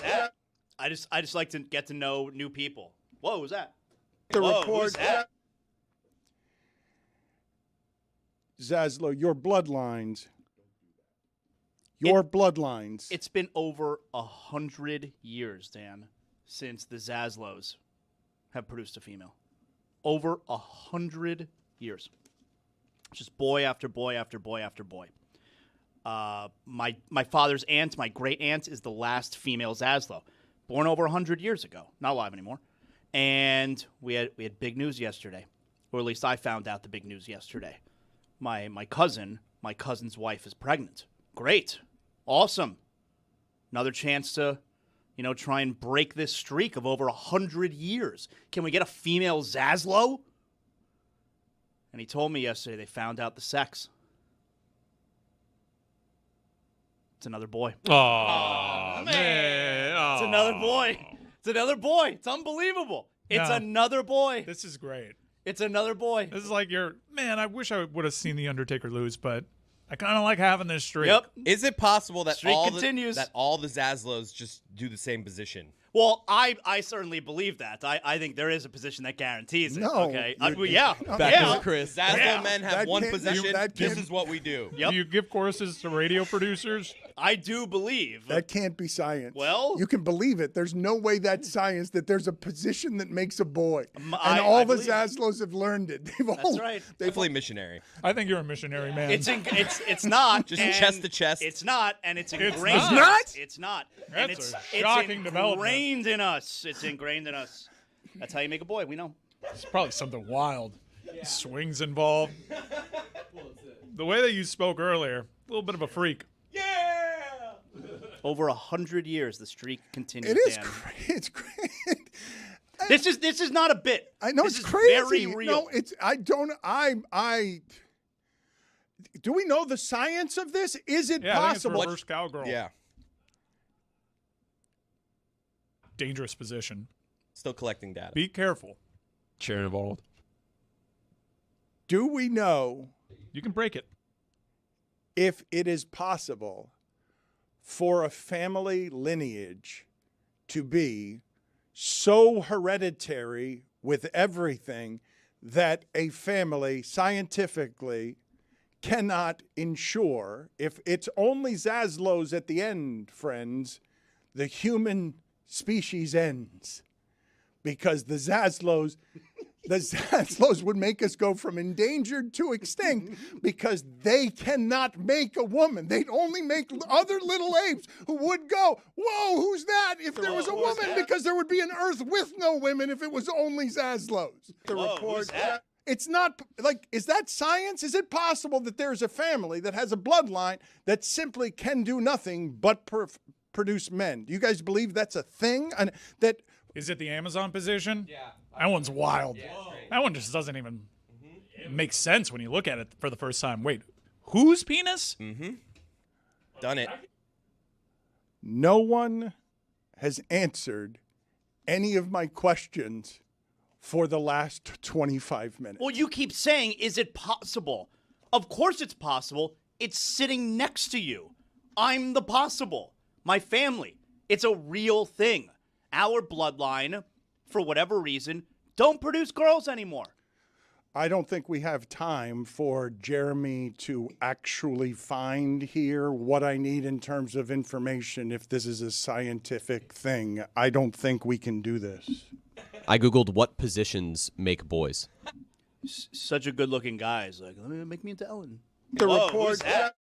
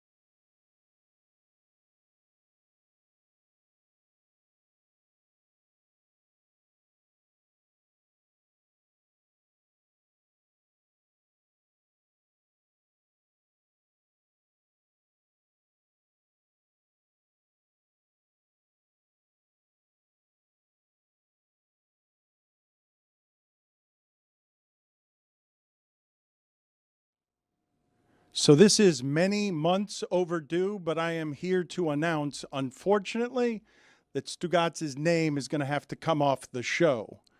We're going to remain a loud, vibrant, colorful thing, but our imaging has gone stale and no longer reflecting the show in its current form, so it'll be different when we return to work on Monday with the knowledge that wherever there's pain, there's always an invitation to grow. If I'm being totally honest, though, the delay in removing his name and the silence surrounding it has been because I've been desperately trying to find all the ways to prevent and avoid it. It's a costume I've been wearing for almost a year now, quietly, and it is even itchier and more uncomfortable than the New York Knicks ones I've been wearing lately. Feels about as clownish, too. This is not the correct way to say goodbye after more than 2 decades with him, so he and I will continue to try to figure out a reunion, and I remain hopeful he'll continue to be a part of what we're doing eventually, and know he'll always be welcome. But I got to admit now, we are not what we once were. Pretending otherwise is not loyalty, it's denial.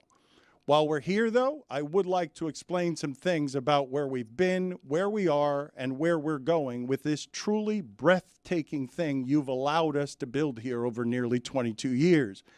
It's legitimately hard to fathom that we now have a national media company in the heart of my hometown, a stable media thing in the most unstable media climate of my lifetime. 100% independent, a safe creative space for people I care about to keep creating, inventing, grinding, pushing. We're somehow bigger than we've ever been after leaving the worldwide leader in sports, available in more places, reaching more people, having somehow grown from a little radio show that was once on just one AM station in Miami. We now have offices in New York where Pablo Torre and his team have now won a Pulitzer Prize that's lit a fire across every corner of this company to look hard at what we're making and make it better, this show included. All of that would have seemed almost totally impossible to me once upon a time. Totally impossible, not even a dream, but it's all so for one reason above all others. You. This is such an intimate thing we do every day, living inside your head. Some of you have been with us 10, 20 years. I do not have a lot of relationships like that in my life, but the ones that are that long, they're the most meaningful. You have a lot of entertainment options, more than ever. And I'm guessing you don't have a lot of entertainment relationships that require the investment this one does. So we're in a committed relationship, you and us, and I know that comes with expectations and responsibilities for me. But here's what I've learned about long-term commitment. The ones that last are not the ones that stay exactly the same. The moment you stop growing together is the moment you start growing apart.